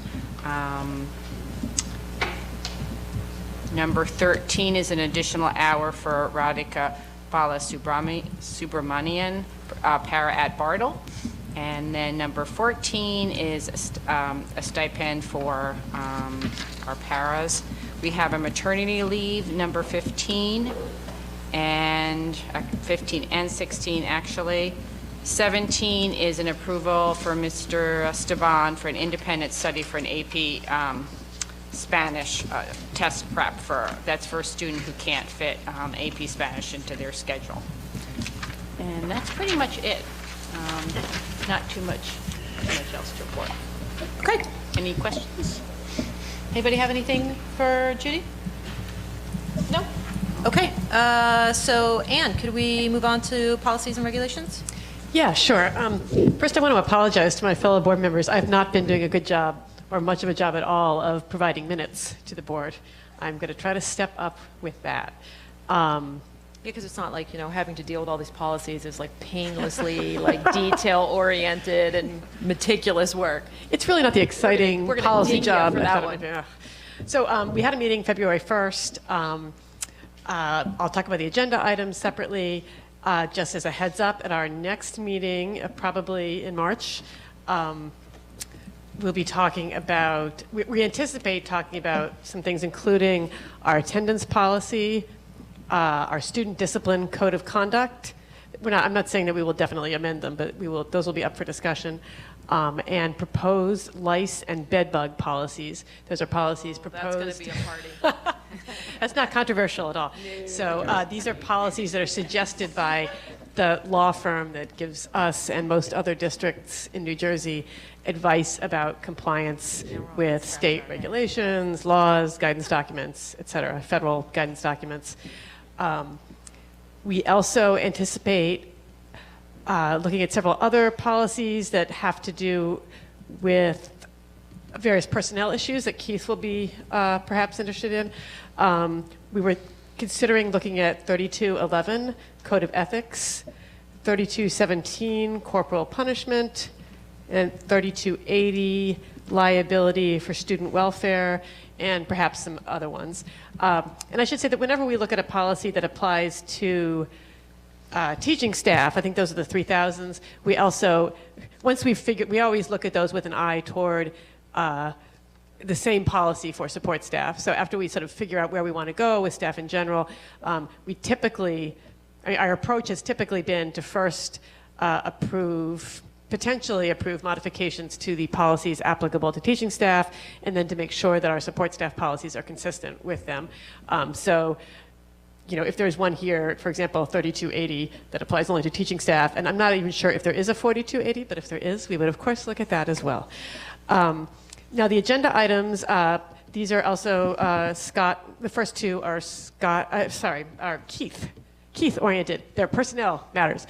We had talked about making sure that you were aware of any personnel-related policy work. 3281, inappropriate staff conduct, and again, after we sort of figure out where we're going with this, we would want to make sure that 4281 was amended accordingly. You can see in the publicly available documents, there's just a few changes. We want to make clear that profanity is not appropriate in the presence of students. And part of the reason for that, honestly, is that students are not allowed to do it. So, if students are prohibited from using profanity, we just want to make clear that that is the policy committee is proposing that we make clear that it is also not acceptable for staff. We want to be particularly clear about communications, not just inappropriate conduct, but inappropriate communications by staff to students. So there's some references in there to that, just indicating that conduct can include communications, phone calls, text messages, social media contacts, that sort of thing. And there's a link in there to the next, there's a cross-reference to the next policy I'll talk about, 3283, electronic communications. All right, so that's just about it for 3281. 3283, electronic communications between teaching staff members and students. And we will go on to propose consistent modifications to 4283, applying to support staff. Let's see, there's some just linguistic changes. There's some spelling stuff. What are we doing? We make clear that the restrictions on communication between staff and students via electronic means do not necessarily apply where the staff and the student are family members, cousins, brothers-in-law, sisters-in-law, but we do, the proposed policy would require the teaching staff member to ask the principal at the beginning of the year, oh, I have a cousin-in-law and I want to continue being Facebook friends with him, just to make sure everything is clear on the table, and the principal would presumably approve that. Let's see, we lay out more specifically when it's appropriate for staff people to contact students by personal cell phone, i.e. at the student's personal cell phone number and or the staff's personal cell phone number. We made the social networking website, the social media contacts a little bit more clear. That's about it. And some of these are changes recommended by, again, the law firm that provides policy advice to us, and some of these are proposed by us specifically because we wanted to make sure certain things were made clear. Those policies are on for first reading. That means we would vote, the board would propose that we vote to approve them for first reading at our next meeting. There would then be a workshop meeting coming up at which we would propose them to be adopted for second reading, and then there'd be a third meeting at which we would vote on whether to adopt the policy. So people with concerns have 3 meetings at which to come and make themselves heard. And I can imagine people might have input that they want to give. Again, this is a workshop meeting, but we are proposing that at our next meeting, we adopt an amended version of policy 8550, unpaid meal charges. There's been a lot of federal activity, guidance put out by the federal government about what to do when a student owes money on his lunch or breakfast account. So this would not apply to students who are eligible for free lunch, obviously, but students who are supposed to be paying for lunch. What we wanted to make clear, absolutely clear, is that our staff is not to make any kind of visible distinction between students who are up to date with their accounts and not up to date. We're not going to do the cheese sandwich thing that some districts do, where if you're in arrears, you're given a nutritious lunch that's not the same as the real lunch. That's not going to happen if the board agrees with our proposed amendments. We also are trying to make clear that when someone does go into arrears, as the policy says, someone from our district will actually reach out to the family and find out what's going on, just to make sure that I'm not sure how it worked before, but my impression was that Pomptonian, our third-party food vendor, cafeteria vendor, was sort of generating these automatic notices saying, you're 10 cents overdue, or you're $30 overdue, and people weren't always getting notice at a convenient time. So all kinds of things were happening. So we want to make sure that we stay on top of that. What was the other thing I was going to say? We amended that Strauss Esme, our policy guidance law firm, recommends that we put in a line here about, if a parent is not paying his student's lunch bill, that could be a sign of abuse or neglect, and so we should, contact DIFAS. We recognize as a district that we are, of course, legally obligated to contact DIFAS, now known as the Department of Child Protection and Permanency.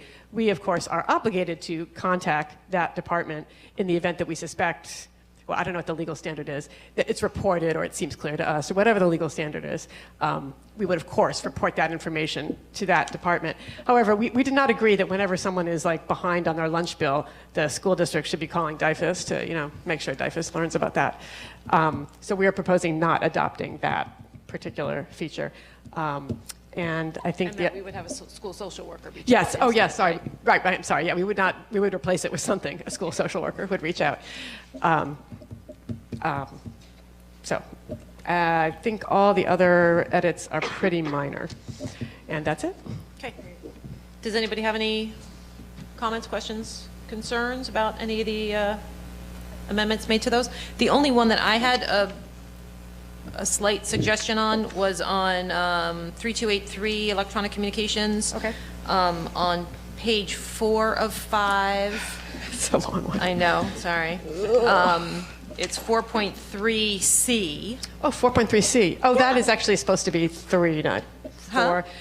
That's a The typo 4 there. gets changed to a 3, is that what it is? Either the 3 changes to a 4. Yeah, the 4 changes to a 3. 4 Sorry. changes to a 3, okay. Yes, I think so in C under that, if a teaching staff member, and this is purely just linguistics, if a teaching staff member has a student as a friend on their personal social, and then so we're using the word friend, but that's so specific to one particular social Okay. networking.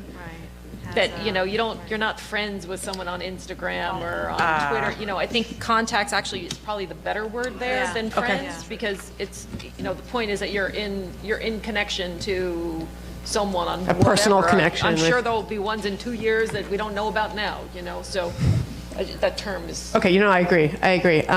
So what do you think about contacts? Does that make clear? Okay. Yeah, if a staff member has a student as a contact on any personal social networking website or Okay, I will get that to Susan. B makes the same reference as Oh. C, but Yes, you're right. I do have a concern about this. It was raised before because Sure, go ahead. We have a lot of teachers who live in the community and their friends and their friends or friends out, looking at Facebook, where they are contacts are other students, and it exists because of the network. Just we're as a town, the way we are as a town, and I don't know if there's a way to write in some sort of exception to this, or if we even want to consider it. But I feel like the way it's written right now would destroy a lot of those links that the community has to their kids and their kids' friends.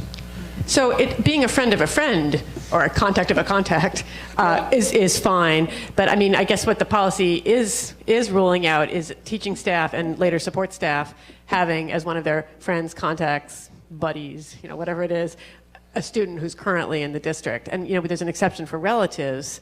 But you're saying there may be friendships between staff and students that are expressed or played out on social media? That are pre-existing.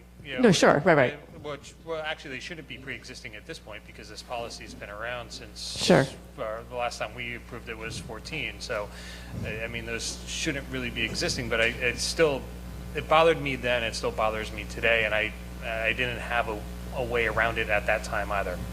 What do you guys think? I mean, I guess I'm comfortable excluding teacher-student social media contacts, even if they're pre-existing. I mean, I do see that it limits something. There is a negative, but it seems to me that the positive of having a clear rule and the possible mischief that could be the possible misunderstandings, confusion, that kind of thing could give rise to is so important to rule out. But what do other people think? It's a tough one. It's a tough one, right? I mean, we are a small community, and. I mean, I've been personal friends with one of my teachers. Mm-hmm. And I don't even know if I have on Facebook at that point, so maybe it's not necessarily relevant, but I wouldn't think it was inappropriate to not be friends. Even if you are a personal friend, to me, it doesn't seem like a huge thing to sacrifice in your relationship to not be Facebook friends. So to me, it's If anything, pretty sometimes it's clear-cut. better for friendships. It's very true. Isn't that true? To Yeah. me, at least, as a student, it doesn't seem unreasonable for a teacher to just unfriend you. That's not a sign of disrespect necessarily, and I also don't think it's essential to the relationship such that we would be really posing any kind of impediment. Yeah, I think protecting the teachers probably overrules the overall, usefulness of that sort of networking, but just something to consider over the next 2 weeks. Okay, yeah, definitely. Let's all think about it and whether we have input in that regard. Okay. Yeah, okay, thank you. Nobody else has any questions or concerns about those? We will move on to equity and excellence. Do you have anything you would like to share with us, Monique? We will be meeting, our first meeting since I joined the board this Wednesday, the 14th. Woohoo! You forgot. Okay, great. So we're looking for everyone to be in attendance. And we're just going to continue discussing, trying to pick up where Sharice left off and you all left off as a committee, looking at areas where equity impact our policies in the district, looking at the discipline study group efforts that are going on and how we can work to support that, and also looking at our restorative justice practices. Monique, do you want to touch very briefly on the representation of the committee on the discipline study group? Because we've met twice so far. I'm actually very impressed, yes, with the representation. So the discipline study group has about maybe 16-ish, somewhere in that number, staff, students. It's a combination of leadership staff, teachers, students from all levels, middle and high school. Middle and high school. And we've been having some very good discussions about how we can improve and update the district discipline policy. And it truly is very important, I think, to have the student voice. They are really hands-on and on the ground with what's happening at the schools, and they're reflecting that very thoughtfully, very effectively. And the adults in the room are all letting their voices be heard, the students' voices. And another thing that I like about what we're doing at the committee is looking at models in other school districts that have implemented just what we're trying to do here and already in year 1 and year 2, actually year 2 and year 3 probably in the case of Syracuse, of implementing restorative justice practices in their district. So we can learn from those who are already going through it and hopefully know what to look for in terms of the challenges and how to be effective in what we're doing here. Yay, thank you. Okay, does anybody have any questions for Monique? No? Okay, so we will move on to public comment. The Highland Park Board of Education welcomes public participation, is reserved this time for your comments. If you'd like to make public comment, please come up to the podium. There should be a sign-in sheet there where you can put your name and address. If you're a student, you can just say, I'm a student.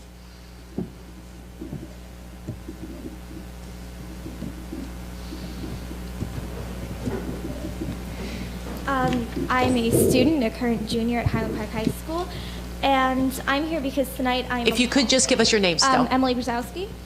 I'm here tonight because I'm just appalled with the decision to allow an alleged coach who allegedly assaulted with 60 witnesses the punching and choking of a middle school student. There were 60 witnesses to this event, and there were over 80 students who signed a petition in less than one school day claiming that they have witnessed other forms of assaults.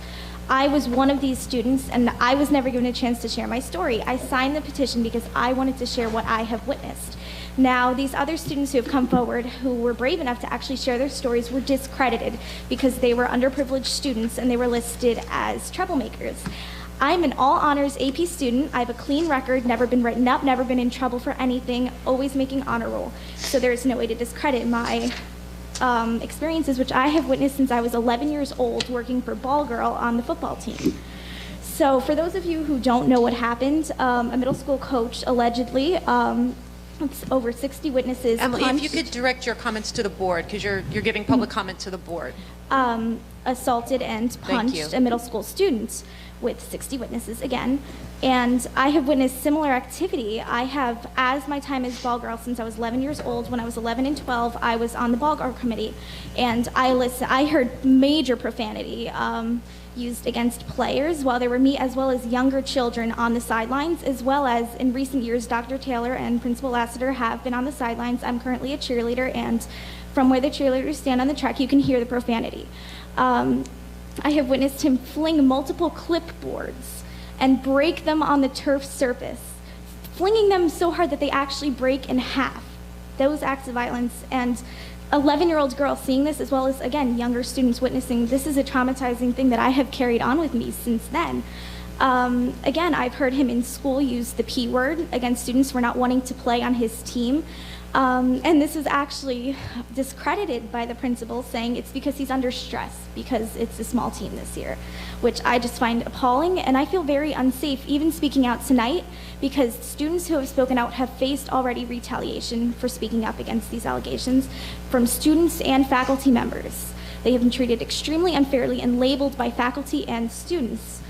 And I find it very hypocritical of the district for instating and reanalyzing these policies, especially after these claims were made. And again, these are students who were labeled as unfortunate, easy targets for this coach to pick on. And then here they are going out on a limb, reaching out to higher ups, yet again being picked out. And I'm just, as a student, I feel very unsafe being in Highland Park High School, and I'm just appalled. Again, I'm an honor AP student. I've always done good in school. I've always liked to come to school, and I feel very unsafe just being in this school. I feel very retaliated against. Even speaking up, I feel very unsafe going into school tomorrow because I feel like I will be retaliated against. I'm really going out on a limb speaking out tonight because I feel very uncomfortable, but I know what I witnessed, and I'm able to say that this coach is a known abuser because of what I have witnessed. He's never put abuse towards me, but he's done it right in front of me. I've been with my friends and he said, oh, is he playing football? Well, he's a P word for not. I've heard that directly. I've seen him actually bash the players' heads at practice. While I'm at cheer practice, we've practiced right next to them. They get mad, he flings their heads together, he pulls them by their masks in the games, he screams profanities, all while everybody's on the sidelines, including the principal and superintendent, have been on the sidelines at games and witnessed this occurring. And okay, Emily, I'm going to ask you to stick to your own personal experiences and not to say what other people have seen, because I think you get into a real gray area. I think you can talk about your own experiences, but if you're talking about what you know other people have seen, I think you get into a bit of a gray area. I'm just putting placement, knowing I've been there and they have been there, and I have heard this and I have seen this right in front of me since I was 11 years old. Again, a little girl witnessing this, and it stuck with me. So I would just like the board to further analyze this issue, because over 80 students signed this petition in less than a school day. Over 80 students have been concerned about this happening to them. And clearly it was an unsuccessful football team this year. 12 students actually played. The students who came out had to quit the team because of the allegations they made. They actually quit the team before making the allegations. They were accused of being forced off. They quit independently because they were pressured by the coach and abused by him. So really, I'm just here to enforce everything that has been said. I know to be true because I have personally witnessed it. I'm here because those who have had a voice have been discredited for having a voice. Many of those have been underprivileged students, low-income family, African American, and they believe they've been targeted because of their race, because of their income level. And I'm here to say that even though I don't fit in with that, I feel very unsafe in this school, and it just shows that so many students of all different backgrounds feel uncomfortable being in this school, and I believe something needs to be done here because there are so many real issues not being looked at, and I think instead of turning a blind eye, everybody needs to come together at this point and realize students feel unsafe. Thank you. Thank you.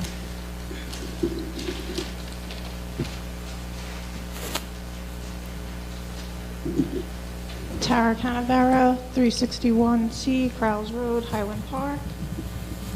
I have two things to talk about. One is you were mentioning how long the middle school has been a focus school. I was here in this room for a meeting when my now 19-year-old daughter was in 7th or 8th grade, so it's been at least that long. It was the first year that Mr. Lassiter was the principal at the middle school, if that helps you figure out the timing. The other thing I wanted to say is, you all saw my son was here with me earlier. He had wanted to make a statement, but he had been out of school sick today and started to not feel good, so my husband took him home. So he asked me to please give you his statement, which was, he loves Mr. Benjamin, and Mr. Benjamin, sorry, makes the school feel like a second home. Even though he was sick, he wanted to go to school. So I just wanted to pass that along to you, because he overheard me and my husband talking about coming. Thanks, Tara. Do I have to say my name? You all know me. I'm on the paper. Yes, I still please do. Okay. I'm Robin DeSico, Brandon Doss and Noah Doss's mom. You guys all know me because Brandon was here, who started this whole thing, and he doesn't even want me here right now. He's mad that I'm here because since the whole investigation happened. He was harassed up until the end of the investigation. No, my son's not perfect. No teenager is. So I know some stuff that he did do was wrong and he should have been disciplined for. But they harassed him, they bullied him. Now that McGlynn is back in school, he sees my son and the other football boys, gives him dirty looks, smiles, laughs as he walks in the hallway. My thing is, you guys never answered me. I sent you 2 emails, a third one today before I came. So I don't know why I'm being ignored, but I called the state and the investigation with the middle schooler, it's still going on. Excuse me, I'm going to stop you there because you're actually incorrect. How is he allowed to be back in school? But you're incorrect that the investigations So it's not still going on? No, both of the investigations are closed, and I'm... Okay, but that's not what I was told by Ms. Asamoah and the lady from the state. They told me that the investigation was still going on for the middle schooler. The other stuff wasn't. We have the paperwork from the closed Well, how come I can't, I don't understand, like, how come nobody knows that? Because the investigations do not get disseminated publicly. So then, but what I Ms. can tell you Asamoah had the is- wrong information? I can't speak for, and we should really be careful bringing lots of Well, if you people into emailed me this. back, I wouldn't have to do this. It's the truth. I'm sorry for being rude, but it's the truth. But I did email you back No, today. you never emailed me back. The rest of the board can confirm that I emailed you back today. Today? And I'm already here, though. That's what I'm saying. Nobody emailed me back. I emailed you twice in January. We're now in February? because, if you'll give me a second, the first multiple emails, I believe, were responded to, and the only thing I can say at this point is that this is a personnel matter. So we can continue to So put it's as many okay to let questions. a teacher come back into, if it was any other school district and a teacher did what he did, he would have been out in handcuffs. You can be assured that we have, our attorneys have investigated that, or special counsels have investigated this. That investigation isn't concluded.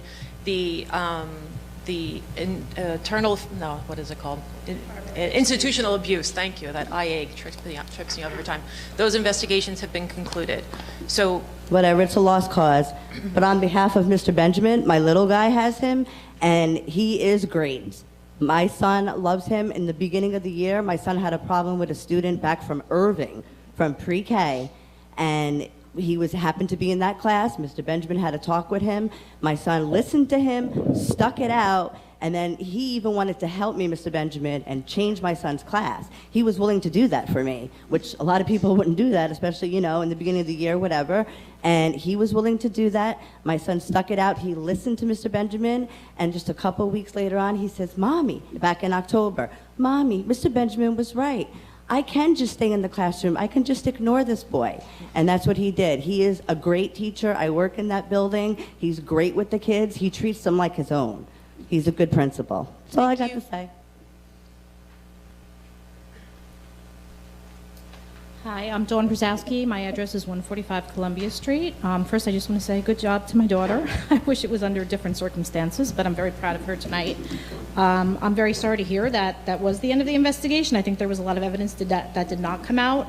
Again, my daughter was never interviewed. She was on the list of students who were concerned about safety issues. I'm concerned as a parent with students in the middle school and the high school that this staff member, I understand it's a personnel issue. I'm just worried about the culture and climate of the school because it does not seem to be being addressed. I also would not be here tonight if I had been responded to. Maybe you responded sitting here at the meeting, I don't know. I had priorly written to the board on January 23rd and 26th as noted in the agenda. Again, I don't know why I'm being ignored. I have pretty legitimate safety concerns for my children. So I'll answer you that your safety concerns would be addressed with the principal, well, not it would be nice with... if someone could write me back instead of just completely ignore, especially given the history of what's been going on. Just saying, I don't But understand. the board has responded on multiple occasions saying To the that first we round? cannot respond to personnel matters. I'm not and asking it's about not- the personnel matter. I know and- that is a lost cause. I'm asking about and- the safety of my children in And schools. that is what is addressed by the principal. When you're saying there's like no concern, but suddenly you're visiting policy, I mean, this person broke every line in the policy. I think ma'am, you're putting words in my mouth, which I would appreciate if you didn't do. I'm just saying my perspective as a I am stating parent. facts that I cannot respond to you on I personnel understand that, matters. and I'm not asking you and to. that if you have safety concerns, and as a somebody who's Yes, I employed have as reached a out to school the middle district school employee, principal. you know that those concerns Yes. go to the principal. Yes, but and that the investigations have been closed. So you can. I if did there not are know they were repeated closed. Emails, I was excuse also me, if you would let told- me finish speaking and not speak over me, I'd very much appreciate Okay. it. If I get continued emails that are asking me the same questions over and over about personnel matters that I can't discuss, I can keep saying the same thing, but I'll be frank with you. I feel like I'm being disrespectful. So I feel like I'm in a position where no matter how I respond, it's disrespectful to continue to say, I'm sorry, this is a personnel matter, I can't respond to you, or to continue to get emails. Either one seems disrespectful. So in the future, I will, if either of you email me again with questions that I can't answer, I will just say again that it's a personnel matter that I can't respond to, if that will make The it seem first better. round, I understood was a personnel matter. I just wanted to go on the record with certain things that happened and information that I had that I thought would be helpful. Second round of emails was about student safety. I was not asking about personnel. I had gone through the route of one of the principals. The other one I honestly do not trust. So I don't know where I But go then after again, that. you do know where you would go after that. If you go to one of the building principals and you don't get the answer, then you would go to Dr. Taylor. If you go to Dr. Taylor and you don't get the response, then you would come to the board. Okay, then but I will send more it's my emails. job as the board president Okay. to ensure that the proper protocols are followed. Okay. I wish you would have just indicated that to me if you felt it was not the proper forum. That's all I asked. In the future, I promise you I will. Thank you. You're welcome. We can't do that. If you have comments to make, you can go up to the podium, but we're not having a conversation back and forth this way. Hi, Michelle May, 128 South Adelaide Avenue. I just wanted to make a comment in regards to Mr. Benjamin. I unfortunately had a terrible incident happen to me, and I was laid up in the hospital for a month. I broke my ankle, and my grandson, who I'm raising, needed to be temporarily placed with his dad, but I usually have custody of him. Mr. Benjamin has gone, from what I understand, from what people have told me, above and beyond for my grandson in a very difficult time for our family. He's made him feel safe, and he's made him feel secure, which was really important to me at a time when I couldn't be there for my grandson. I think it's really important that we keep a man like him in our town and in our schools. And I used to work in the school district years ago, and I've never seen so much enthusiasm and excitement with these kids in the hallways when I was working there that I do with Mr. Benjamin being there with the kids. He's a fantastic person. He's easy to talk to, and I really appreciate him going above and beyond for my family. Thank you. Thank you. Thanks for coming out. Okay, is there any other public comment this evening? No? Okay, seeing none, we're going to move on with our agenda. Next is the president's report, which is me. And I wanted to give the board and the community an update on the board's first of two appeals of the expansions of the Hatikva International Academy Charter School. The first expansion, I believe, was back in 2015 that we originally appealed. It's getting hard. I'm not good with timelines and dates, but I believe that was the date of the first expansion, and they've since received a second expansion. The Highland Park Board of Education, in conjunction with the Edison Board of Education, have appealed the last two expansions, as have other districts as well. I've kind of lost track at this point how many different districts have filed their own appeals or have tagged onto our appeals, or so. It's quite a long list at this point.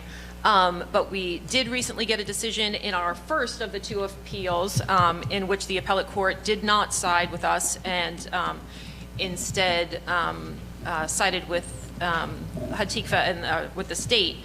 So I had our attorneys draw up a statement that I could read for the board and the public just to kind of explain where we are and where we're going on this particular issue. So the New Jersey Superior Court Appellate Division recently issued its decision on the Highland Park Board of Education's appeal of the Commissioner of Education's decision to approve an expansion of the Hatikva Charter School.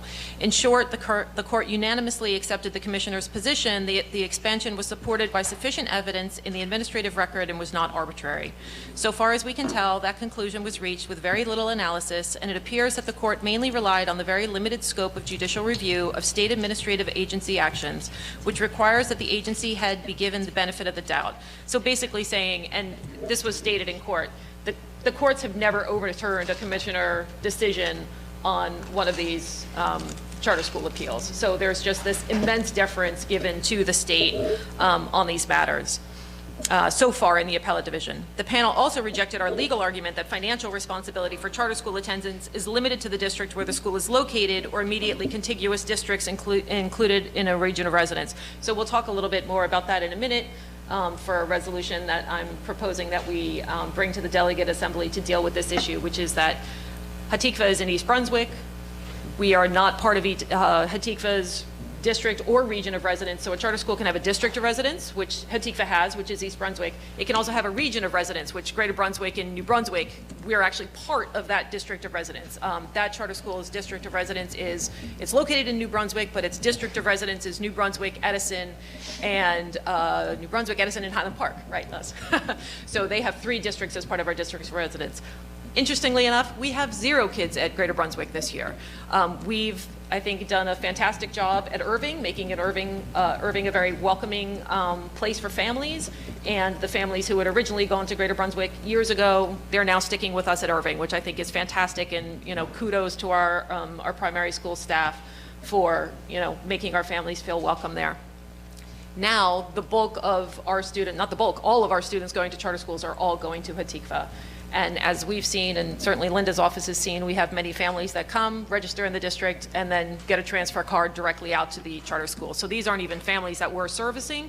These are students who are families that are coming out of private schools and then placing their students directly into Hatikva, or never even trying the district public schools and going straight to Hatikva. The district's position that we took in this appeal is that we should not be responsible to pay for those students. That Hatikva or Greater Brunswick or any other charter school is a district like any other district school. That's how charter schools are set up. They are their own independent districts. They have their own boards, they have their own principals, they're their own district. So if I as a parent decide I want to send my kids to Piscataway because my kid did a ballet recital at Piscataway, and that is one heck of a dance studio they've got over there, and I want my kid to be able to use that dance studio, I can do that, but I personally have to pay Piscataway to educate my child. I can't say, hey, Highland Park Board of Education, pay for my kid to go to Piscataway. So that was the argument that we made at court. We think it's a very solid argument, and the court basically didn't look at it. What the lawyers drew up said, although we knew going into this appeal that odds of success were low in light of the deferential standard given to the commissioner, our legal arguments still hold merit, and the board has decided to seek further review by the Supreme Court of New Jersey. Under our state's court rules, we do not have an automatic right to insist that the Supreme Court consider the case. The court has the discretion to take the case or not as it sees fit. In order to pursue that avenue, we have filed a notice of our intention to appeal, with our actual petition expected to be filed shortly. So, there are multiple things that we're mindful of here. We're mindful of if we are successful in this appeal, and many other districts have filed similar appeals that are dealing with similar issues. So there's a chance that if the Supreme Court decides to take this on, those cases would be merged. So we would merge with an existing case of Piscataway and one in North, there are different districts that have other cases that are somewhere in the pipeline. So those districts would likely join in with us.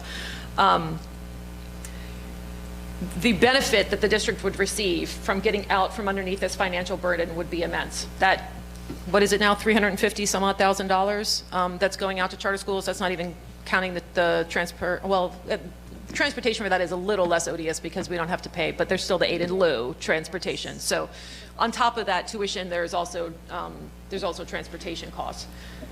That would fill a huge hole in our budget this year. So we can't not be mindful of the cost savings that this would be to us.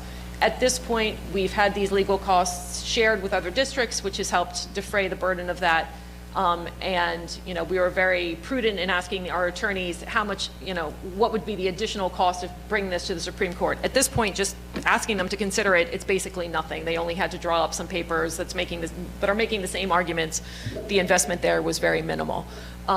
If we get to the point where the Supreme Court is going to hear it, they also assured us that we're not looking at tens of thousands of dollars to argue this before the Supreme Court. The arguments are already drawn up. The majority of their work is already done. It would just be a case of going and making their arguments before the Supreme Court. So we will keep everybody apprised. And as we're waiting to hear what the Supreme Court of New Jersey is going to do, we also have the second appeal that's kind of going through the process as well. So we have a couple of balls in the air at the same time. So yeah, we will continue to keep everybody updated as to where we are on those. Does anybody have any questions? Well, just about that? whether the attorneys have given us any indication of the timing of typically when would the Supreme Court be turning this around? I don't know. I don't know when we'd be expected to hear back from them, but I'll find out. We'll endeavor to find out for Darcy, our I next just meeting. wanted to add that Yeah. while it's $350,000 this year, it's more than $2 million since this all started. Right. And looking forward, if we do nothing and they continue to take our students and we pay, we're looking at millions of dollars in the future that we could use for our community. Right. So it's really unfair and not right. And they are, in our attorneys' views and our view, breaking the rules by having students from outside their district go to their district charter school. And there's competing language in the statute and the regulations, and our attorneys have pulled out all that language to show that the law doesn't even seem to know what this term district of residence means. Does that mean where the student themselves lives, or does this mean where the charter school is located, or does this mean your strict definition, which is, the district of residence meaning multiple, so we've kind of caught them. I mean, and the fascinating thing that the corner that we've painted the state and the New Jersey Charter Schools Association into is them saying, yes, every charter school is a statewide charter school. Any charter school in the state, if I open up a charter school in Cape May, a student from, I don't know, what some, district up north, that district could potentially be responsible for tuition for students attending that charter school. It's utterly preposterous. It doesn't make any sense. So we're going to continue to make those arguments, and as we'll talk a little bit later in new business, with the help of our attorneys, I've had them draft up a resolution that we'll put forward to the Delegate Assembly in May, and it's hard to imagine that other districts around the state aren't going to agree with us that, the way this is all set up is preposterous. And if they agree with our resolution, then that becomes New Jersey School Boards Association policy, and then that's what the New Jersey School Boards Association has to advocate for in Trenton. So can't hurt to have more people on our side. So we'll talk about a little bit more about that in a little bit. All right, anybody else have any? Nope, okay. So under old business, one thing that I asked Scott to put on there was for us to continue the discussion about the Highland Park desegregation order, which 2018 is now the 40th anniversary of that decision in our town, embarking on this journey of desegregating our schools. Everybody at this point, I believe, has received somewhere in their home this amazing packet of historical documents. So you guys, yay, you guys have it too, that's fantastic. So my hope is that for the next meeting, we'll all have reviewed this. I will admit, I still have not, as much as I have been holding on to it and waiting for the moment. Here it is, the moment is here for us all to read these, and it's nice that we have them in print. Good Lord, I need better glasses. Wow, that's tiny, holy mackerel, this is not gonna be easy. I think I need a magnifying glass. If we could all come kind of armed with this background information for the next meeting, along with the work that Monique and the Equity and Excellence Committee is going to do, and we'll hear from Chris Broadfoot at the next meeting, and hopefully we will start to bring people together to have this conversation around not only events that we can hold over the next year to really kind of look into, this aspect of our collective history here in Highland Park, but how we still see this manifested in our schools right now, and what we want to do moving forward to put this as far behind us as we possibly can. One thing Monique and I have talked about extensively since she so graciously joined us here on the board is that Monique has some contacts through her work at Rutgers. I have contacts through my job. My boss is somebody who has done this work herself in her own district. She worked in a successful high school in Long Island that was completely detracked. She's not only done the work herself, she's written 2 books on the subject. She's agreed to come here if we'll hold some kind of panel, and she'll come and speak. The professor that Monique knows at Rutgers, who Monique Beth Rubin, who's done this work as well, has said that she'll come and join us. And Michelle and I, and Scott also know, a superintendent in Freehold Regional. His name is Charles Sampson. Chuck, I guess his friends call him. I don't call him Chuck. I think I'll stick with Charles until he gives me the okay. Chuck to us. Okay, all right, we'll see. But Michelle and I heard him at the last school board's workshop, and we were just like, we were in the audience fangirling. We were having like a really hard time in the back of the room. And interestingly enough, he's a Highland Park grad. He went through Highland Park schools, he graduated from Highland Park schools, and his story is just absolutely amazing. He was tracked going through schools in Highland Park. He had some behavior issues. I mean, he was very freely talking about this, and Michelle and I were like, oh my God, he's talking about our district. That he had behavior issues as a younger child, was put into a lower math track. As he got older, kind of got his behavior together, was well aware that he was in a track lower than what he was capable of doing, went to his teachers to say, hey, I can, I know why I'm here, but I know I can do better now. Nope. Stay where you are. You're in your track. And this happens to so many kids that don't grow up to be a superintendent in, a high-performing district who can articulate it. How many kids have gone through our schools, been stuck in a track somewhere that they had the potential to do more, but they got stuck into that track. So he said he would come back as a, not only as a principal who's done this work. I mean, he got up there and said that he's gone for job interviews, and they do the kind of standard, so what are you going to do in your first 30 days? He's like, I'm going to blow up your whole system, because he just goes in and he sees all this and he just pulls it out by the roots. So he's done this work, and he's done it successfully. He's run other districts where he's done this work, and it's working. So we have multiple experts in this area that we can have come and talk to us, and now we've done it in one class ourselves here in Highland Park, so I'm very much looking forward to hearing the teacher's perspective who's been working in one of these classrooms that's been detracked in the high school. And I really look forward to having this conversation as a community. We're doing this slow, we're doing this steady. We're doing it in a way where we hope that we can get community buy-in, we can get staff buy-in. We're not looking to, pull the rug out from anybody. We want to do this slowly and deliberately, but I think the board as a whole feels very strongly about doing this work, because it really does have to do with equity, and it really does have to do with the opportunities that we provide to all of our students. So I really look forward to having that conversation, and I see this as the first step.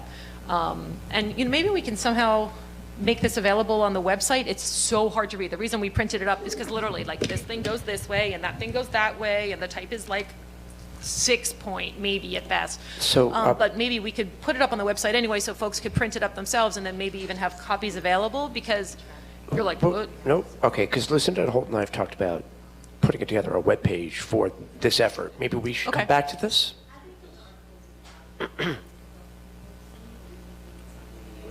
Okay. Okay. Awesome. So we will continue to work on making this this material available to the public in as accessible a form as possible. Okay, so that's all I had on that. Did anybody else want to add anything to my diatribe? I think just to kind of piggyback on what you're talking about, I think we also need to take a good look at our grading policies as a district, because I know Catherine Pelikane had come a while ago with that issue, and I'm hearing more and more of that also, which in the end becomes an equity issue as well. It's all tied into the same thing. So as we're moving in our detracking, experience, if we want to call it that, I think we should really consider opening a larger conversation about grading policy. Right. I mean, it's kind of like one of the interesting things that happens, right? We start talking about restorative practice, and then you're like, okay, well, now we have to look at our discipline code, okay, if we're talking about this, then we have to talk about that. So there's all these moving pieces, which is why it's so important that we're all moving forward together. And we get to talk about it with Keith when we meet with Keith and we want the staff to be in a, we don't want to be doing this to, the district. We want everybody to be having this conversation together and everybody be moving forward together with the administrators and the staff and the board. And so it's a heavy lift. It's serious work. It's not something that you undertake lightly. And yeah, there's going to be lots of other little peripheral pieces that are going to have to get looked at, for sure. Okay. What do you guys think? Not to put you on the spot. No, I don't even know how related to the discussion right now, but when you mentioned that comment about the grading policy, that's really important to the students on a daily basis. It's like understanding what our grades mean on Genesis and being able to make decisions based on them. And what she was saying about how things are weighted is really important. Yeah, and maybe possibly inserting like a universal grading policy, because different classes have I've had classes where like we've had 3 assignments for the entire quarter, and then I've had some classes where we had like 20 assignments for every quarter. So it's very unfair in terms of proportions. I think all those things are being considered. Okay, does anybody else have anything else for old business? No? Okay, so under new business, I had the Delegate Assembly resolution that I was proposing. And let's see, do I have this printed up here, or do I need to go searching for that? Hold on, give me a moment. I need to see if this is, huh? Actually, that would be great if you could put it on the screen, although that's going to take another minute, right? The screen. Sorry, give me just a second. I need to pull it up.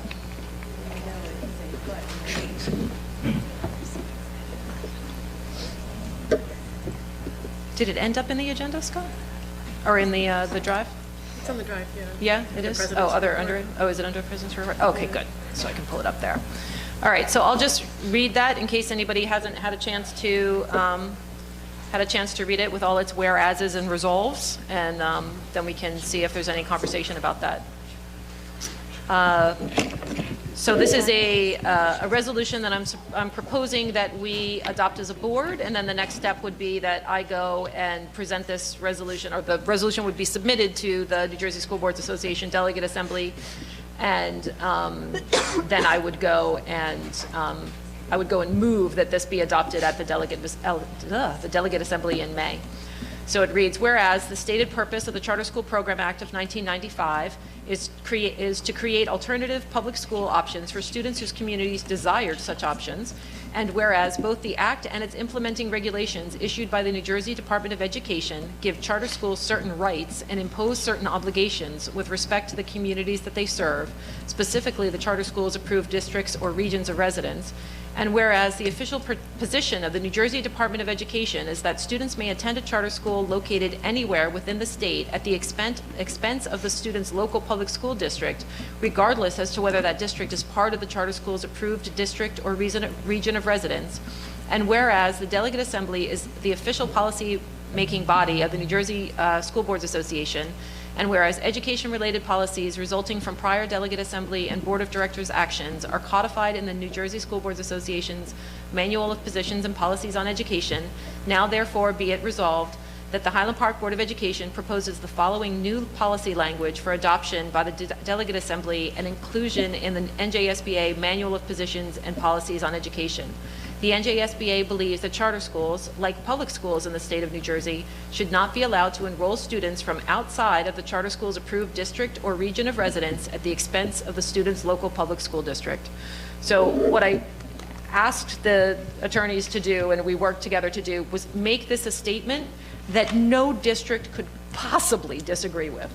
Like, how can you possibly disagree that a charter school should be able to pull a student from anywhere in the state and then charge that district tuition for that student? There are, and I've looked at databases that have been put together of the charter schools in the state versus the districts that are sending students to charter schools, and at this point there's a little over 80 charter schools in the state, which you would think at most that would mean there would be maybe between 80 to 100 or so actual districts that are impacted by charter schools, because the vast majority of charter schools are in Newark, they're in Camden, they're in Trenton, they're in Patterson, they're in Jersey City. They're really very concentrated in, the larger urban areas in the state. There are over 300 districts that are paying tuition to charter schools. So this problem is just spreading wildly because the state is continuing, under Christie, the expansions and the new approvals have just been insane. And two dear friends of mine are doing research on this right now. That's all going to be released, luckily, within the next few weeks. That's just going to prove this point, that basically they've saturated the market in terms of charter school seats, and there just isn't the demand in Newark, in Camden, in Trenton, in Patterson. So even in those districts, students are coming from vast areas around some of these charter schools to fill those seats. In Hatikva's original application, it says in black and white, we do not anticipate out-of-district enrollment. They told the state when they applied for their charter that they were going to serve kids in East Brunswick and East Brunswick alone. And now less than half of their kids come from East Brunswick. Over half of their student body comes from Highland Park, South River, like 26 districts. So they're not even operating within the constraints of the original charter application that they submitted. And they're not alone. There are multiple charter schools that are operating this way. So I think it's high time we shine a bright old light on it and see what happens. So are there any questions or concerns about the resolution? No?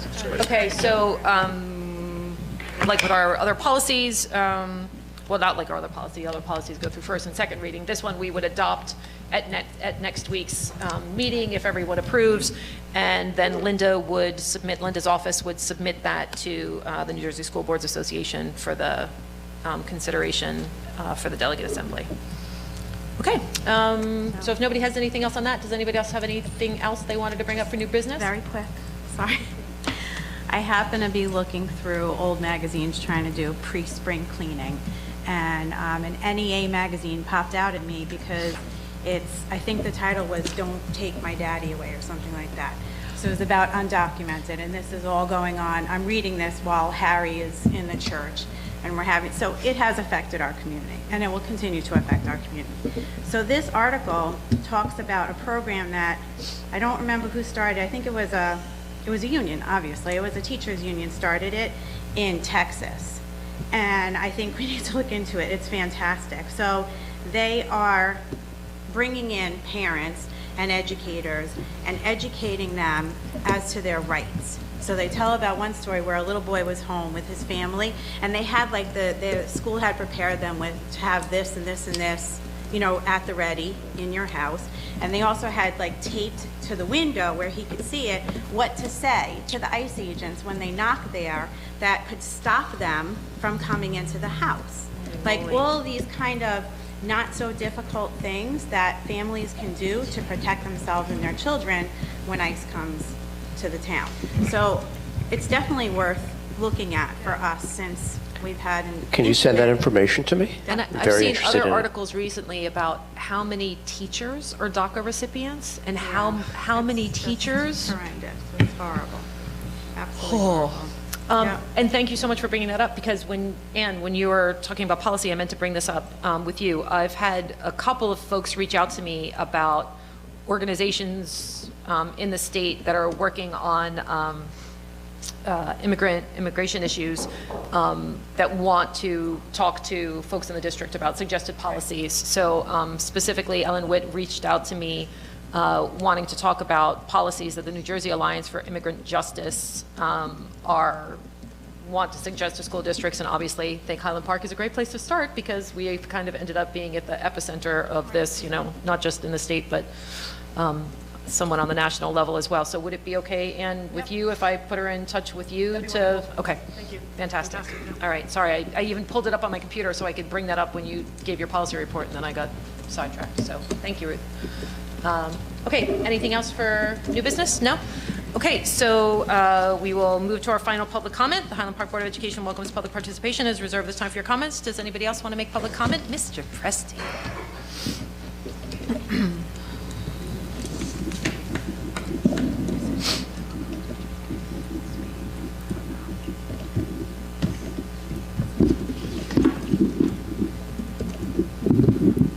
Hi.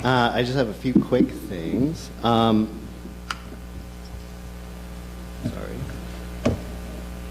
The first one is about the grab and go policy or program, which I think is great. Just as Mrs. Byer brought up about allergies and stuff, I'll read an excerpt from an email from the middle school. It said, food is not to be eaten in classrooms as we have severe allergies in the building. Any student that needs to eat a snack must go to the middle school cafeteria or main office conference room.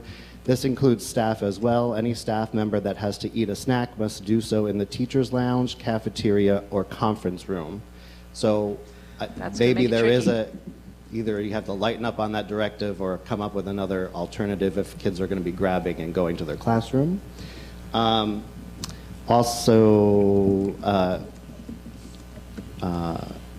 Thanks, Anne, for when you brought up the policies. Obviously, those are really important to us. So, like we said before, being notified of the changes and stuff. One thing I just wanted to point out, as some of my colleagues were here, in the 3283 electronic communications, which is on page 2 at the lower section 1A, it says that emails between teaching staff members and a student must be sent or received through the school's district email, and then you're codifying that by saying emails must be sent from the staff member's district email to the student's district email. Only 6 through 12 has a district email. Under that, and I know a lot of 5th and 4th grade teachers, especially 5th grade teachers, communicate in some way via email or other forms with their students, so that might pose a challenge unless you open up their district email or something like that. I forgot about that. Thank you. That's a really good point. Okay. We'll figure out how to deal with that Right, somehow. They should be getting emails through Google Classroom, shouldn't they? I Not- mean, isn't that, no, no? just 6th grade. They can get. Wow, Oh, they might be okay. able to get Google Classroom stuff. I don't think the teachers are using it that much for the younger kids. Okay. Not necessarily. It's usually just through email. Okay. Yeah, that's a good point. So we'll deal with that somehow. Thanks. And also, and just we look forward to going back and looking at the calendar for conferences and trying to come up with something that makes the most amount of sense and the least impact of teaching time and student contact time. I just texted you. Oh, okay. To put it on the professional relations agenda. We have a meeting Thursday, correct? Yes. Okay, good. Mm-hmm. Great. Thank you so much. All right, thanks, Keith. Okay, is there any other public comment? No? Okay, seeing none, can I get a motion to adjourn? Is there a second? Second. All in favor? Aye. All right, good night, everybody. Good night.